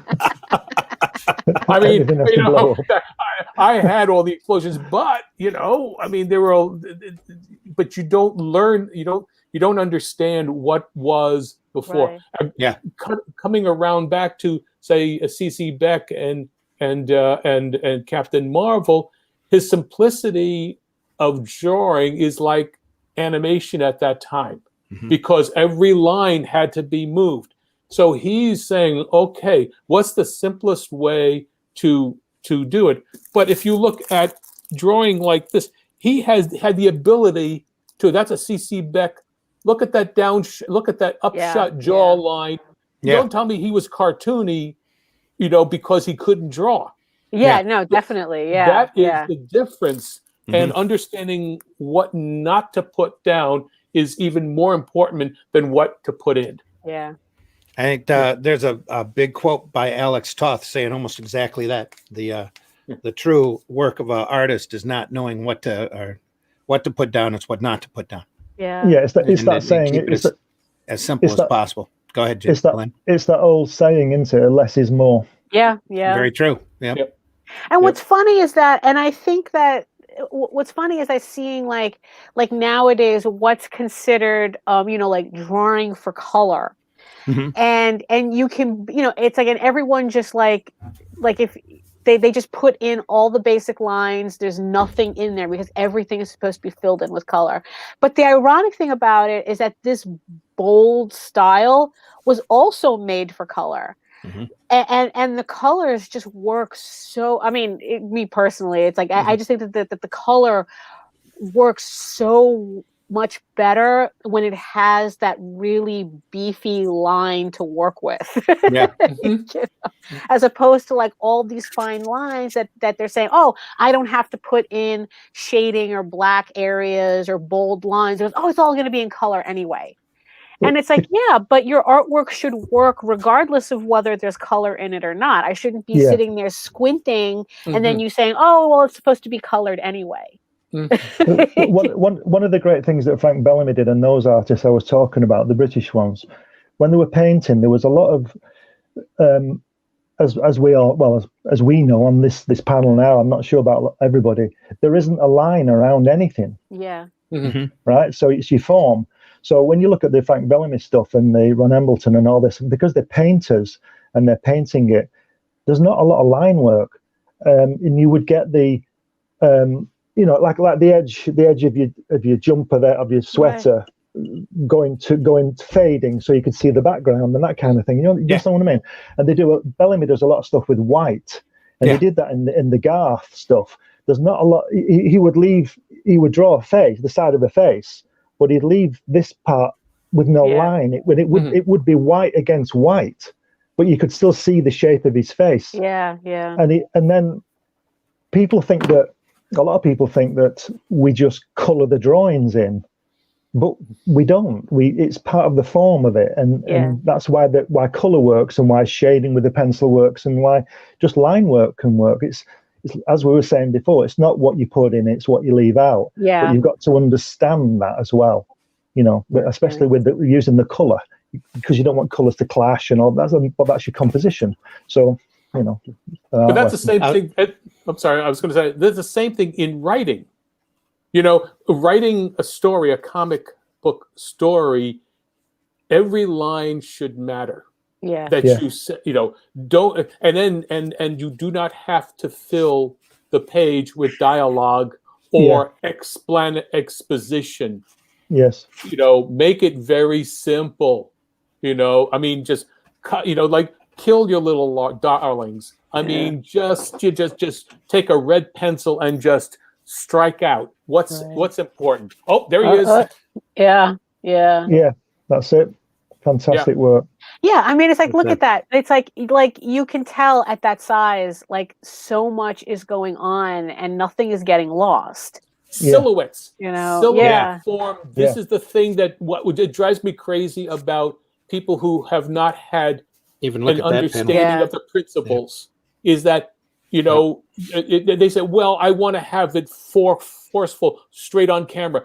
Straight on camera is the least interesting and most boring thing because you don't know what's happening.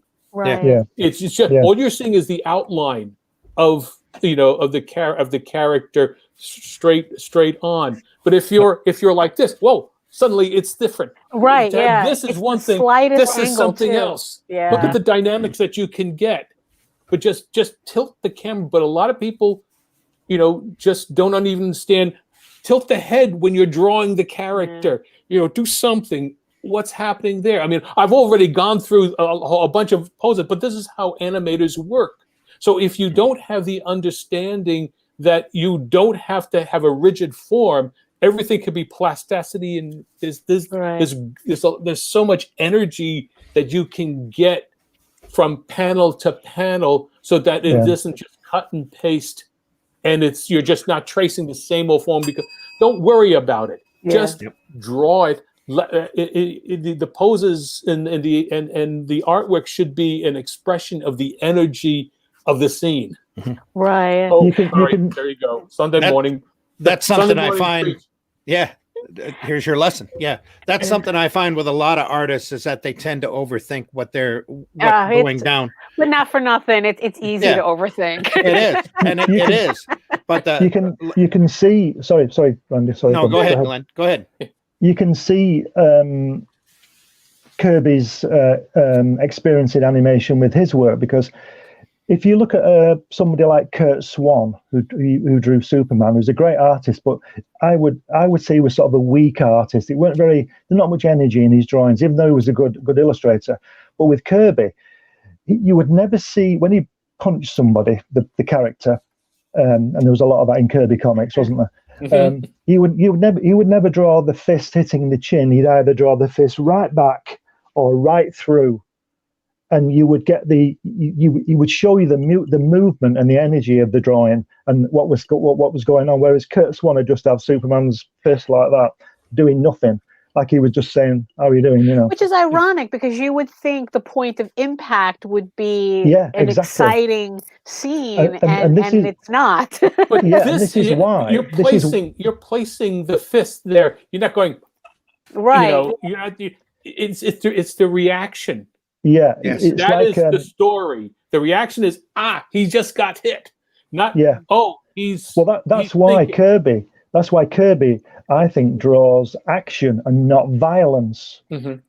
Yeah, that's true. He draws what's coming or what's been when in the fight scene, and I think that's action and not violence. Well, there are a few times where the point of impact, I've seen it done well. Like they've drawn characters getting punched. Like it'll be like, but the thing is, when they draw it, it's drawn like a side profile of like Batman punching someone in the nose. Oh, I know what scene you're talking about. Those are like, okay, I get it. It might be even violent because you might see some teeth flying or a little blood flirting.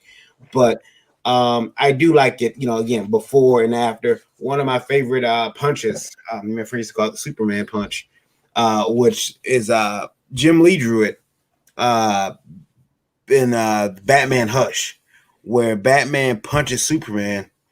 And he's got, basically he's got kryptonite, and he punches him, and Superman's like flying off the page. But it is one of the most coolest punches I've seen illustrated.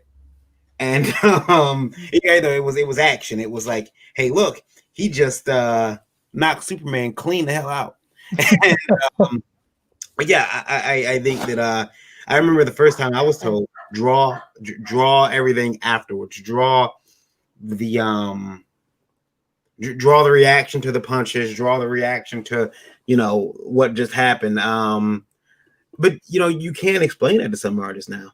I mean, the thing is, a lot of people are very, very like soft-skinned. Randy will tell you, I told an artist once that, hey, maybe try to be a little bit more dynamic with your shots. What? Talking heads here. There's a classic Kirby 9-panel grim of a fight with Batroc now up on the screen. And they said, and it's like, no, well, this is my style. They try to hide their shortcomings. Well, that's another thing we learn in school. Style.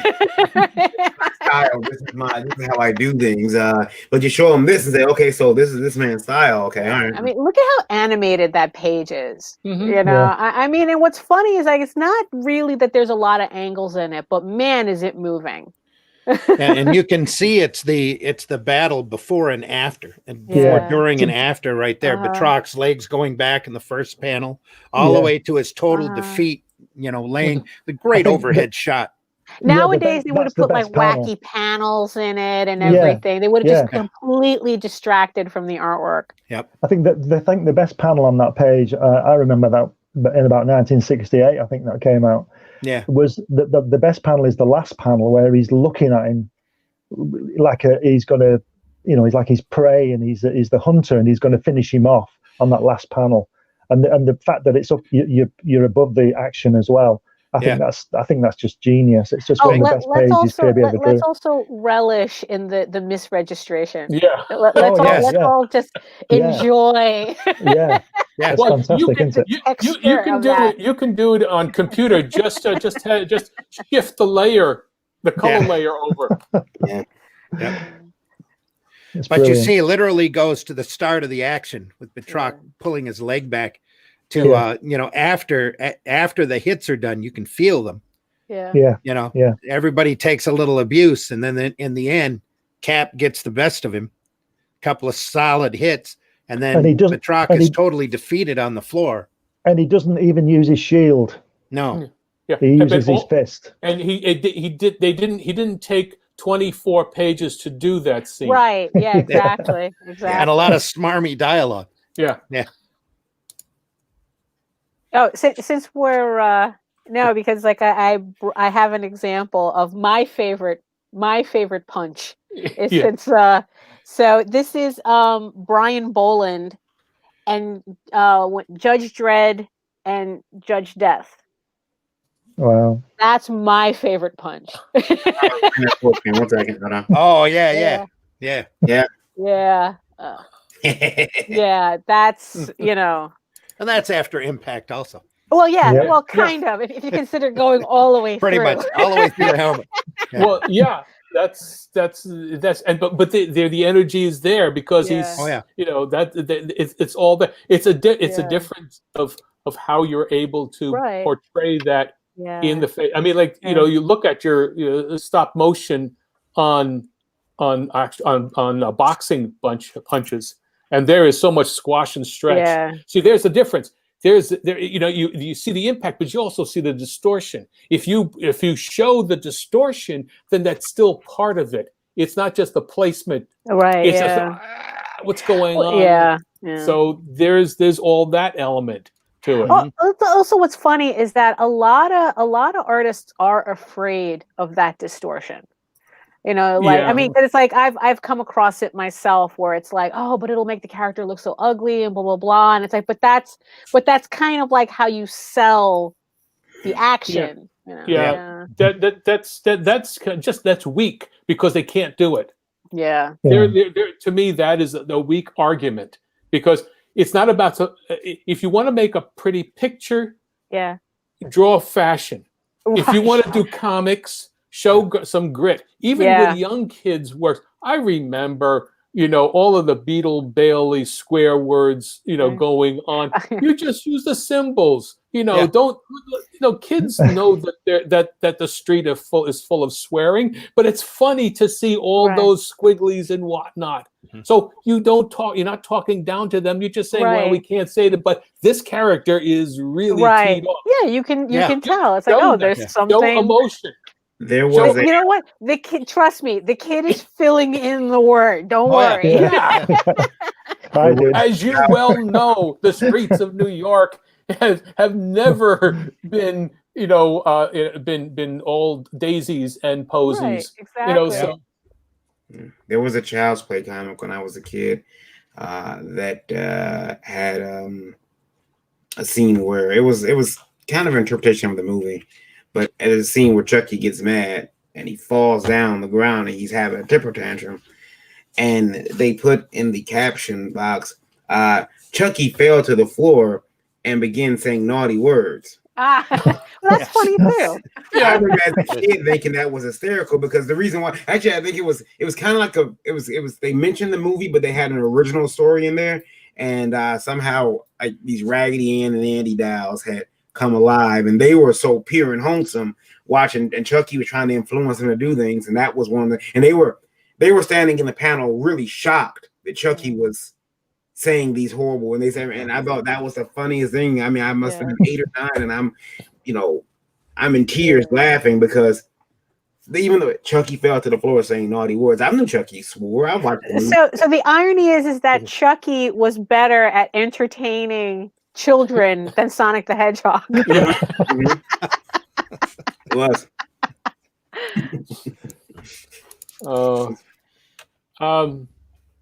Well, Captain Marvel's stories were always filled with action and death and punching and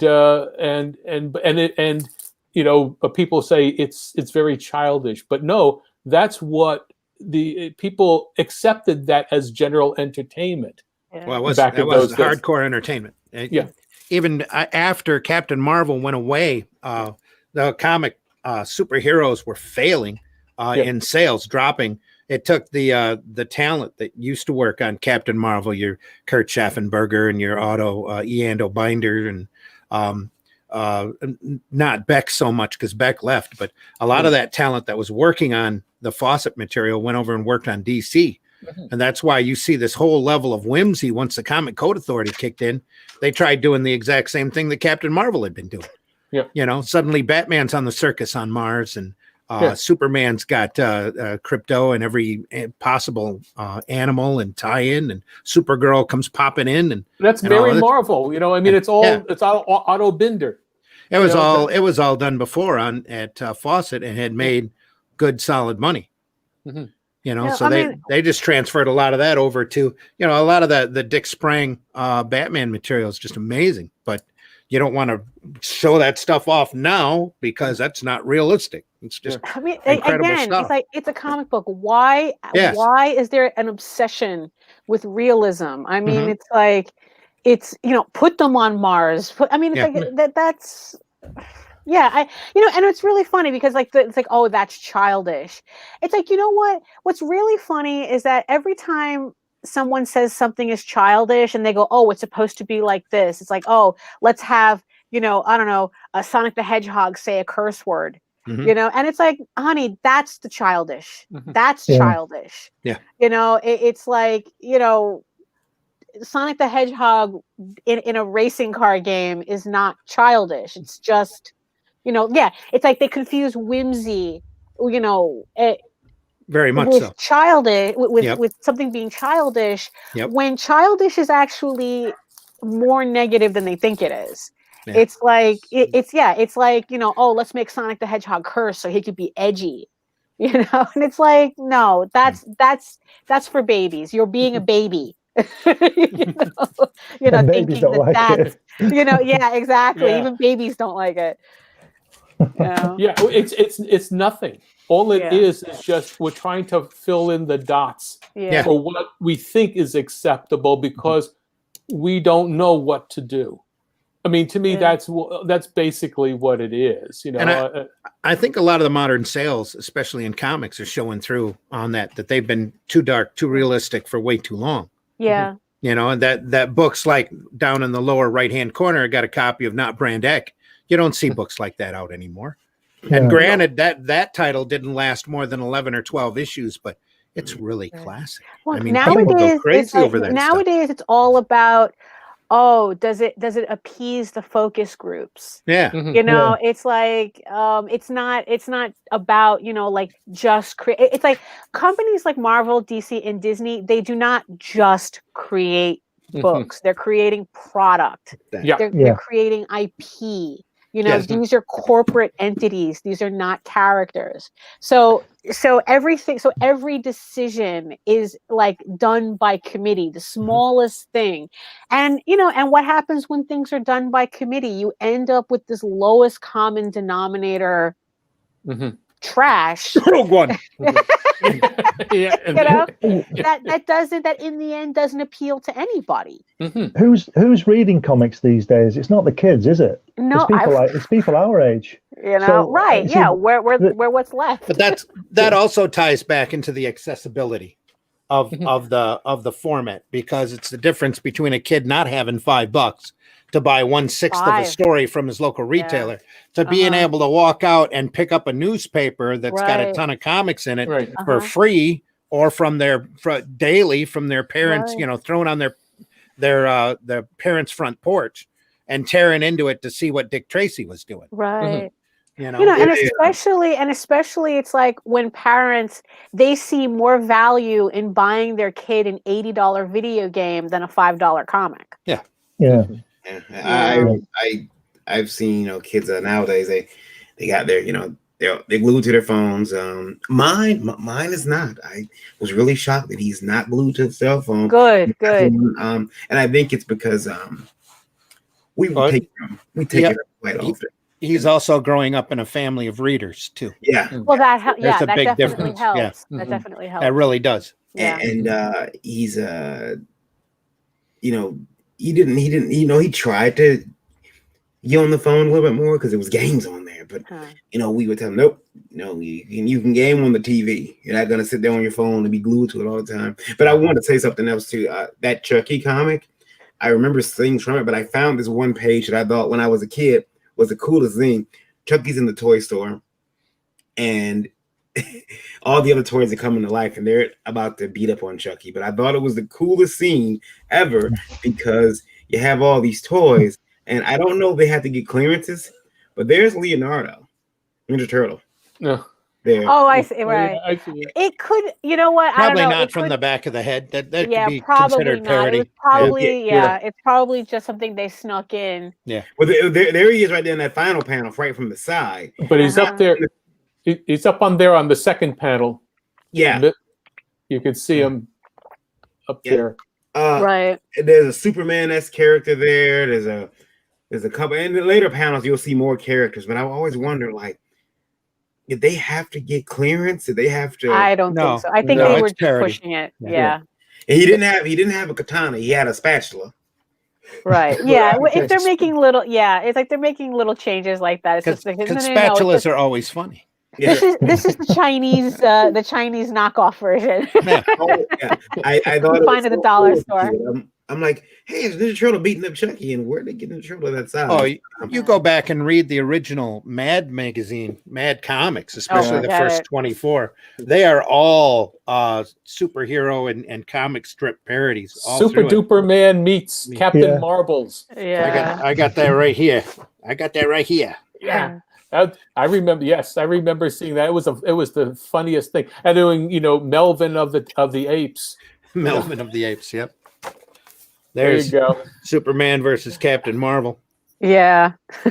And back then, this was during the lawsuit. Wrong magazine. Captain Marvel was literally kicking. Stern was patterned after all this. This is the Great Wally Wood here. Yeah. It's Superman trying to beat Captain Marvel, and Captain Marvel's just yawning because he's making a lot more money than Superman at the time. Yeah. That's what really prompted that court case was the fact that Captain Marvel suddenly popped into the theaters and a serial early, before the film Serial, and the guys who did Superman were really upset because Fleischer Studios owned the visual rights to Superman at the time and wouldn't let him be a serial right away. So when Captain Marvel hit the screen live action, he's really the first superhero that was live action on the screen at the theaters, and that just sent National into a tizzy. So they pushed that lawsuit up and threw it in the courts, and kept raging with it. There's a sequence in Captain The Adventures of Captain Marvel, the serial, where he picks up a machine gun and starts shooting everybody. I mean, this is the live action efficiency. Yeah. Yes. Well, back then they didn't have somebody going. Doesn't mean you don't need to save time. Exactly. Can I just tell you a story about getting kids to read? Oh, absolutely. My stepdaughter, a long time ago now, she's grown up now. When she was about 7, she never read. I don't think she's even read a book now in her life. I've read hundreds of books, and I would always encourage her to read, but she never did. She couldn't do it, and she said to me, she was doing her homework from school one night, and she said to me, "Where's Chile?" And I said, "It's in South America." So I showed her where it was. Probably even drew a little South American map for her and showed her where it was. And I said to her, "You should know that. You should read a book about that. You should know." And she just looked at me and I said to her, "What would you do if an alien landed, Lisa?" And said, "Where's Iceland?" And she said, "I'd send him to you." So That's what you're up against. Kids don't read, and I think in today's world with the internet, when just about anything you need to know or want to know is accessible, I bet even less people read.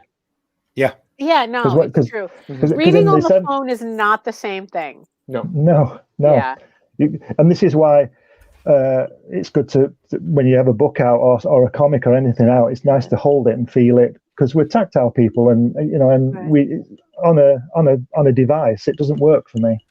It's a shame that Marion popped out, because like there was something I wanted to ask him about that also. It's like, not only, you had mentioned, it's like not only is everybody in his family readers, but they're also creators. Mm-hmm. Right, and I kind of wonder like how much he feels that influenced his son to not be as obsessed with the phone, because like he literally sees what it takes to make literal entertainment, as opposed to just being a passive consumer of it. Yeah. Mm-hmm. Yeah. I remember my folks were not readers. They were not readers at all. Mm-hmm. For me, reading was an escape. Because again, we're talking about a difference in time period. Glenn, 1950s, what did you have? You may have had a TV set with a certain number of channels, or one, or a certain number of shows, but having access to reading material is how you escaped the world that you had of reality that you had to deal with. Now people are escaping into their phones, and you've got to give them something that they can't get on their phone. Yeah. And that's what we don't have, because everything that is on the phone, why would you print it? So it almost has to be an independent media kind of thing, an underground kind of movement of material that they're not getting on their phone or through their computers. Because also the thing is too, is that for as much as they say that everyone's reading everything on their phone, I don't buy that. No. Because it's like, I don't think people are really reading comics on their phones. I don't think people are really reading as much as digitally as Amazon likes to claim. It's like, because really I don't know, I just don't buy it, well, literally and figuratively. But, like I really don't think that it's so it's there's still that opportunity to get physical media into people's hands. I think it's a helpful short-term tool for that, to get the physical media in. But I think there's still a big call for physical media. A lot of these bookstores have given up way too soon. I mean, there's a lot more kids reading, especially manga books and stuff that's accessible to them. That's the whole thing, is that you have to be accessible. You can walk in and get a big, thick manga book for $10-15, as opposed again to having to buy a Marvel book for $25. A collection that's got maybe a beginning and middle and half of an end to a story. And then it's like, if you want the whole series, here's an omnibus for $150. Yes. And Dad is like going, no way am I spending that money on that. I think another thing as well that's happened, it's the everything is saturation, because it's like when I was younger, because I'm 105, as I mentioned earlier. If I'm getting mixed up what I'm saying here. Let me just go back to what you were saying.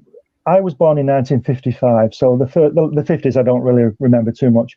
But then in the early 60s, and John was saying about TV channels, we had two TV channels. We had BBC One and ITV. That's all you had. That's all you had. And the television only started about 5 o'clock in the evening till midnight, and that was it. There was nothing. It never, nothing else was on. But it's to do with all. It's like life. It's to do with all things, and all things influence everything else. But what we got, because television over here was black and white for us. I only knew one person with a colour TV, and that was at the late 60s. But the quality of the programs we had. I was talking to Helen, my wife, only the other week about this. When we came home from school, we did homework, had our dinner, and then we watched Twilight Zone, Outer Limits, Beverly Hillbillies, Get Smart, Man from U.N.C.L.E., The Prisoner, Thunderbirds. We had this fucking amazing, this amazing stuff to watch and consume. But now, excuse my French there. Your French is fine. Right. we're TV, MA, DLSV, DSL, yes. VR, whatever. Where the V stands for variant. Yeah. Yeah, just a bit passionate about that stuff. That's fine. It's just, and Doctor Who and all these things, we had so much good stuff. We had so much. It wasn't on all the time. You couldn't think, oh, I'll watch it tomorrow night. You couldn't watch it next week. You had to watch it live, as it were, as it was being broadcast. Yeah. So I think a lot of things. I mean, I've done it myself. You buy a CD or something, or a record, or whatever it is these days, and you don't listen to it for 3 weeks. Whereas when I was buying vinyl stuff, David Bowie and stuff in the early 70s, it had to go on when I brought it home. And it went on all night. Yeah. It went on over every and night, over again. Night for 15 weeks. Yep. Until people were saying, go and get the new one, So you did. You see what I mean? And I think that now that the world is saturated with everything. So in other words, we have, the Sky, I don't know what networks you get, but the Sky television, I don't have that, but I still get 50,000 TV channels I can look at. So I look at none of them. And I look through and I say to Helen, oh, Voice to the Bottom of the Sea's on tonight, so we don't watch it because we can watch it next week. Right. You see what I mean? So we used to watch those things live when they were broadcast, and I think that's what people are missing. But John was saying about the creating reading thing. Nobody read in my family. My mum and dad never read anything. My brothers and sister don't read. I was the one. And I was watching these programs. And then when I was 10 in the mid-60s, like I said, TV21, Thunderbirds came on, which just was fantastic and still is. And then the comic comes on, and I'm drawing comics at this time, drawing my own comics and writing my own stories.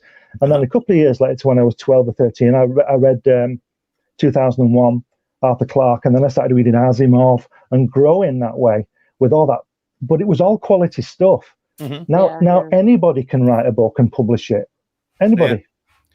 So 2000 for you, 2000 AD kicked in probably in your mid to late 20s. I think I was 22. I think late 70s. Yeah. And Judge Dredd and all that stuff. And those Star Wars come in and hit and change everything. Star Wars, Close Encounters, all that kind of stuff. And it's just all superb stuff, and it's the best stuff we have.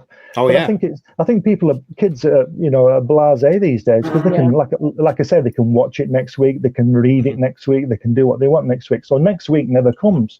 It's like tomorrow, it never comes. And I think people read less now than they did when I was a kid. Certainly. They're consuming videos.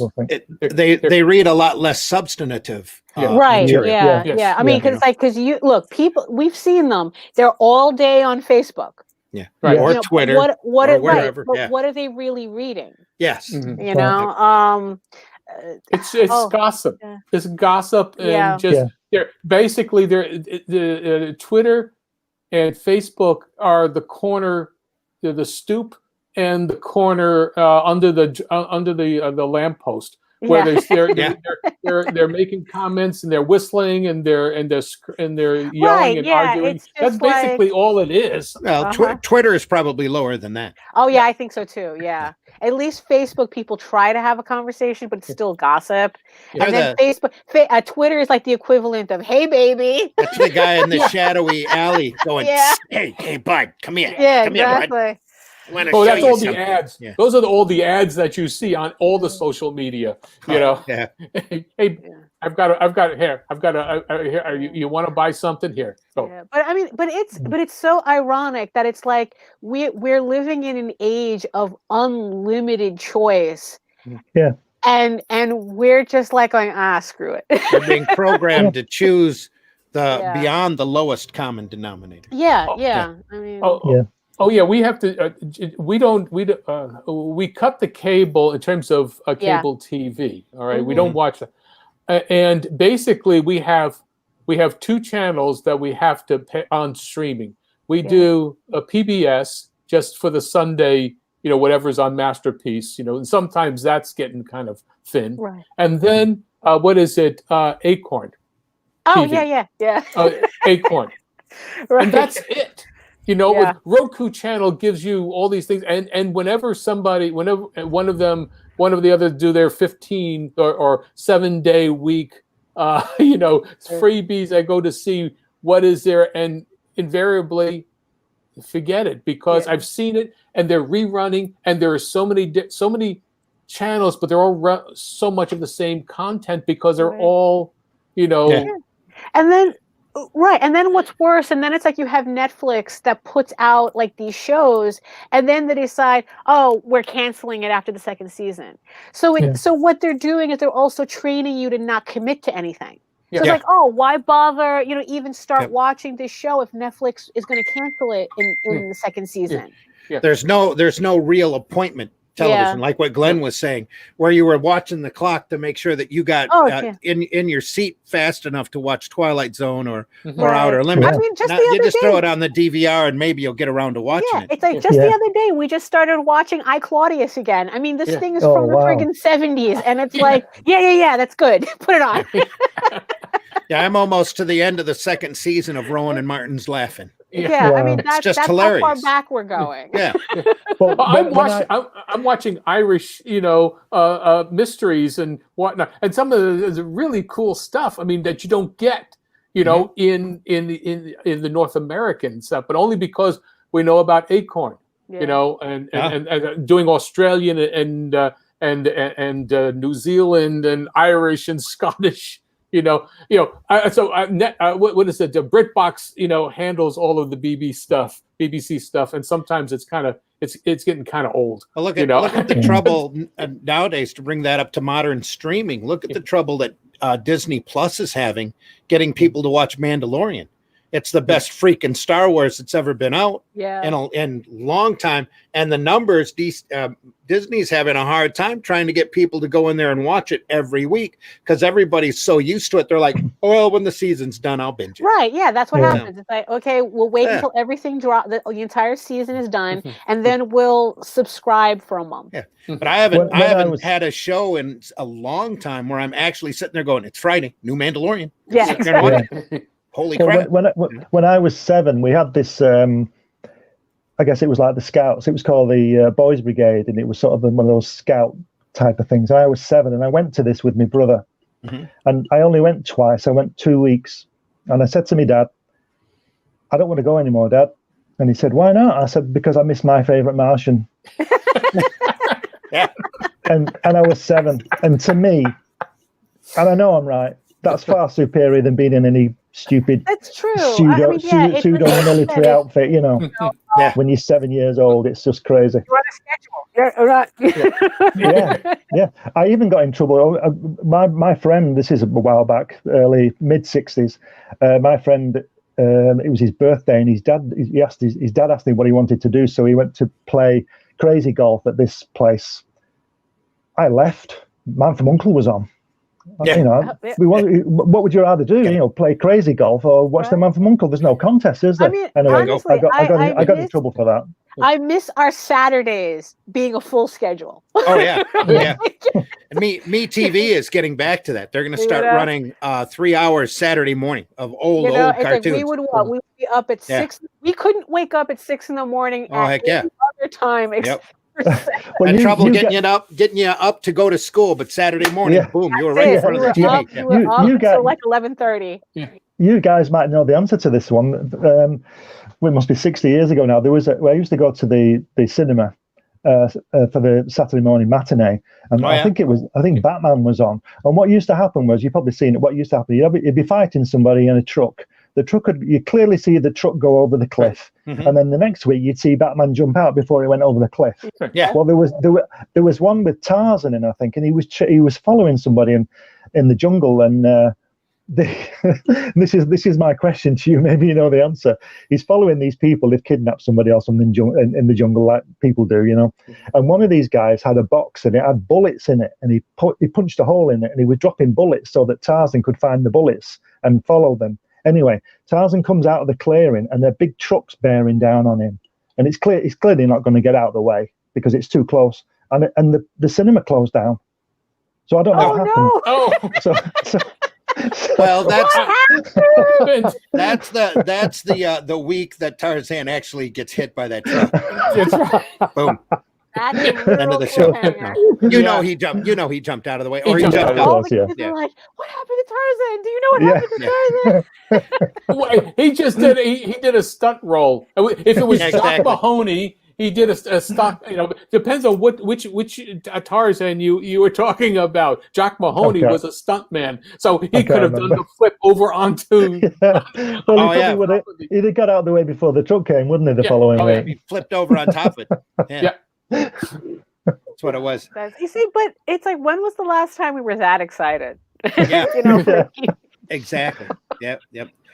Just to follow up the chat here, Michelle. Hello, Michelle. Hi. Hi. She says hi, Randy. Hello. 8-Bit Hi. Shinobi says, hey guys. Hey, 8-Bit.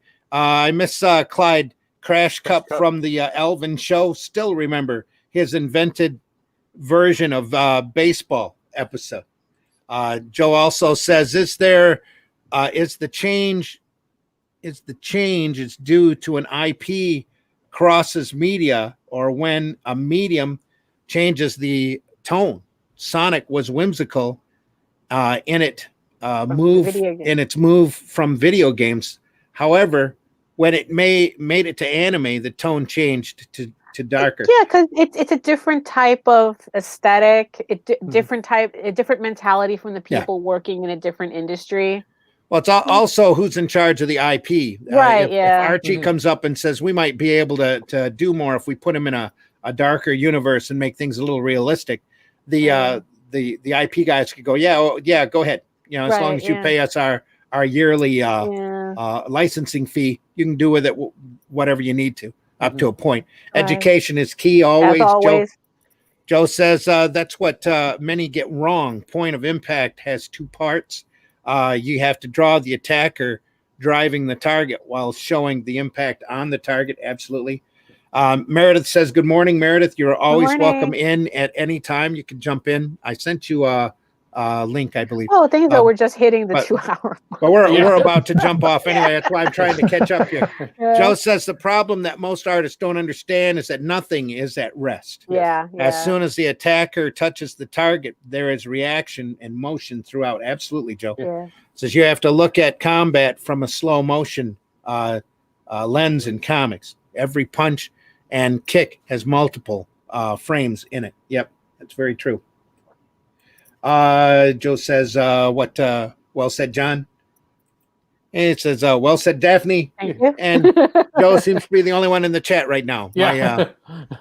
My Saturday morning as a kid was to wake up at 7, watch tunes until noon, watch PBA bowling from noon to 1, watch pro wrestling or baseball from 1 to 4 p.m. Yeah, our Saturdays were full.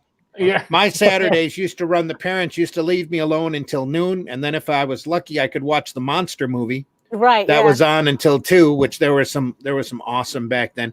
And then after that, they kicked me out into the yard unless it's raining.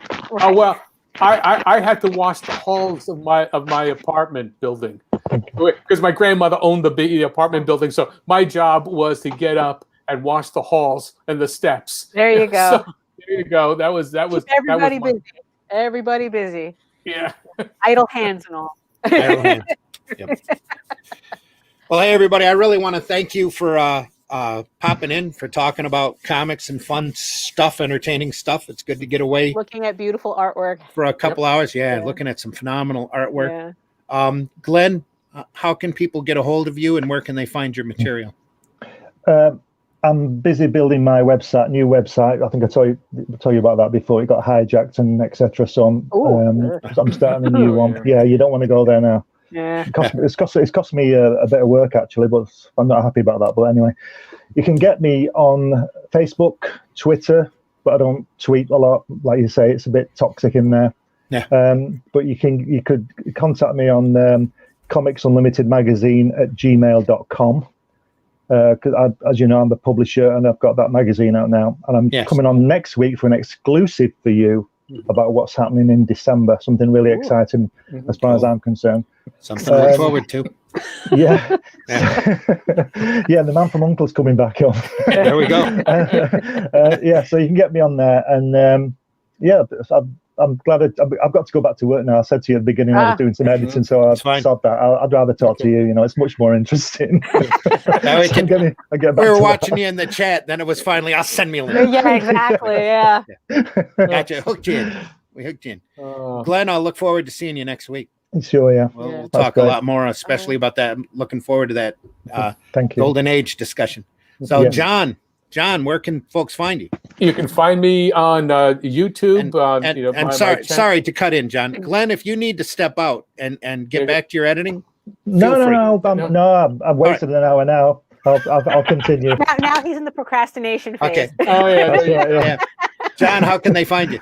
You can find me on my YouTube channel, John Celestri, John the Animator. I got a ton of videos, instructional and maybe not so instructional, and some, you'll see what I'm up to. I've got my Indiegogo campaign. I'm in demand, but I'm launching. I've got my Snuffy and Zoe and Mega Moose, which I am fulfilling. I got mine. You and got they're spectacular. I love it. Oh, great. Yeah, it's a package, of stuff and everything. And Randy, yours is coming. I'm sending stuff out next week. So it was a whole bunch of things going on, but everybody's going to get it before Christmas. I know it's coming. I promise that. So Sweet. I've got my Indiegogo campaign. I'm in demand, which I'm launching the Bloodwing Angel Chronicles, and that's the mature line now. Mm-hmm. So there you go. We'll talk about that and then you can get me on Twitter. If you want to see John bug out, that's the book. Yeah. Someday, real soon, we're gonna have a Sunday Funnies where we talk about the underground material. Yeah. Vaughn Baudet and even Crumb. Yeah, because that's Bloodwing Angel definitely has that underground vibe. That definitely will fit right in. Yeah, and that's what it was. I mean, I figured why not be an all audience thing. So I've kind of, instead of it just being John the Animator Comics or Johnny's Mind Comics, which is the adult stuff, it's John Celestri's comics. Yeah. So therefore, I'm just trying to tie it all in. But anyway, you can get me on Facebook, as I said, on my Indiegogo campaign, and I'm on Twitter with at Celestri John, and so I'm here. Or Google me. You might have to make a mascot for your company named Al. Yeah. Then you'll be Celestial. Well, that's what it is. I mean, basically, people will say sent from the sky. It's Tele and 3, which is 3. So there's the 3 of us from heaven. So you can do what you can make all kinds of stuff. Sure. Daphne, how can folks find you? Yes. So if funny animals, if fantasy is your thing, go to talltalesonline.com. That's TAILS, and sign up to get the first 3 issues of Tall Tales as downloadable PDFs for free. But I have plenty of physical copies too for everybody who prefers that. And if you're also into art tutorials, demos, and the occasional live stream, which I may start up again soon, you can find me on YouTube at Daphne Lage Art. Lage, by the way. Cool. And you can hear us on Indie Volt Radio through indievolt.com, through an app you can find over at Google Play, through the Streama app. And if you ask Alexa nicely, she can also tune you in to Indie Volt Radio. Just ask her to put you over there. Well, Indie Volt TV is also available through your Roku box, where we have wrestling and movies, all sorts of fun programs available for streaming, including a few of these kind of podcasts that are a little bit longer, extended, with material that maybe YouTube might not find as acceptable, or YouTube and Facebook. There's also, we also welcome your comments and suggestions on our show and programming at IndieVolt Live at indievolt.com. Please include IndieVolt Live in the subject line, or better still, put Sunday Funnies in the subject line if you want to talk about today's show, or give us suggestions on further topics or anything along that line. We are the IndieVolt podcast network, where our programs run Tuesday nights at 9 p.m. For the regular IndieVolt podcast, Wednesday nights at 9 p.m. These are all Eastern Standard Time times. We have Geekgasm that's run right now by Daphne and Meredith. Yes. That features media, hopefully genre media from a feminine perspective. On Thursday mornings, we have the Breakfast Buzz with Varian and myself, where that has a little bit more lighthearted fare, but not much, where we talk about the industry. Then we have the Sunday Funnies here, where we talk about the real whimsical and fun side of comics, which I think we really did today. And I deeply appreciate everybody's contribution here and in the chat. You're always welcome. I'm looking forward to doing a lot more programs, very much like this, where we're covering different subjects and talking about the more lighter side and the more entertainment side of this this fantastic business. Remember, everybody, the immortal words of Keanu Reeves when he says, "Comics are awesome." We hope everybody has a great week. Stay safe and healthy, and we will see you then next week. You can look forward next Sunday to an interview with continuing talk with Glenn as he announces his latest issue of Comics Unlimited, right? The Golden Age special. Yep. So we'll be talking Golden Age comics next week. So look forward to that. That's great. Yeah. All right. Any last words? Varian, you're sitting in the green room. Did you want to pop in? Is there anything I didn't cover? No, apparently we're good. Are you there, Remember, Varian? independent comics are making the work you want to see. Yeah, that's we're blazing. There's a lot of great new trails being blazed out there. If you just open your eyes, get an education, go out and look around, look at your Kickstarters, we're here waiting look for at you. Indiegogos. Don't be platform specific, and go out there and actually look at some of the phenomenal products that are out there. But not only that, for the real fun and whimsical comics, don't be afraid to take an hour or two out and visit your local retailer, especially if they have an extensive backstock, and go through those dusty boxes, because you'd be amazed the fantastic things that you're going to find just sitting there, and stuff that they probably haven't, he or she, whoever owns the store, probably haven't looked at or priced in quite a few years. You get it real nice, decent price. And you're helping the retailer out by clearing out a little bit of his backstock. Besides those dollar boxes, there's some gems. There's some gems in there. Those magazine boxes, especially $4 or $5 for a magazine, for especially those old worn and you never know those old Marvel black and white magazines. There's a lot of good things, a lot of good quality to be said in there that few people realize are there. All right. So yeah, take a little time out and go visit your retailer, as well as take a look at what's in the independent and alternative market, because there's a lot of trails being blazed. You're going to see a lot more genres being covered in the next year. I think you're going to see a real big explosion as far as crowdfunding books go. It's just going to be huge. Yeah, right now it just feels like the calm before the storm. Yeah. It's felt like that for a while, but I think that it's the Wild West now, especially looking at how some of these campaigns are clearing a lot of their goals and higher. Varian, any last words? Do you want to pop in? Take care of yourselves and each other. Okay. You know what? Fair enough. Good enough. We could use more of that. Yeah. All right. Until Tuesday at 8 p.m. Eastern time, when we have the Indie Volt podcast, you'll take care of yourself. Have a good weekend, the rest of your weekend, and we'll talk to you soon. Ciao. Bye. See ya. Take care, everybody.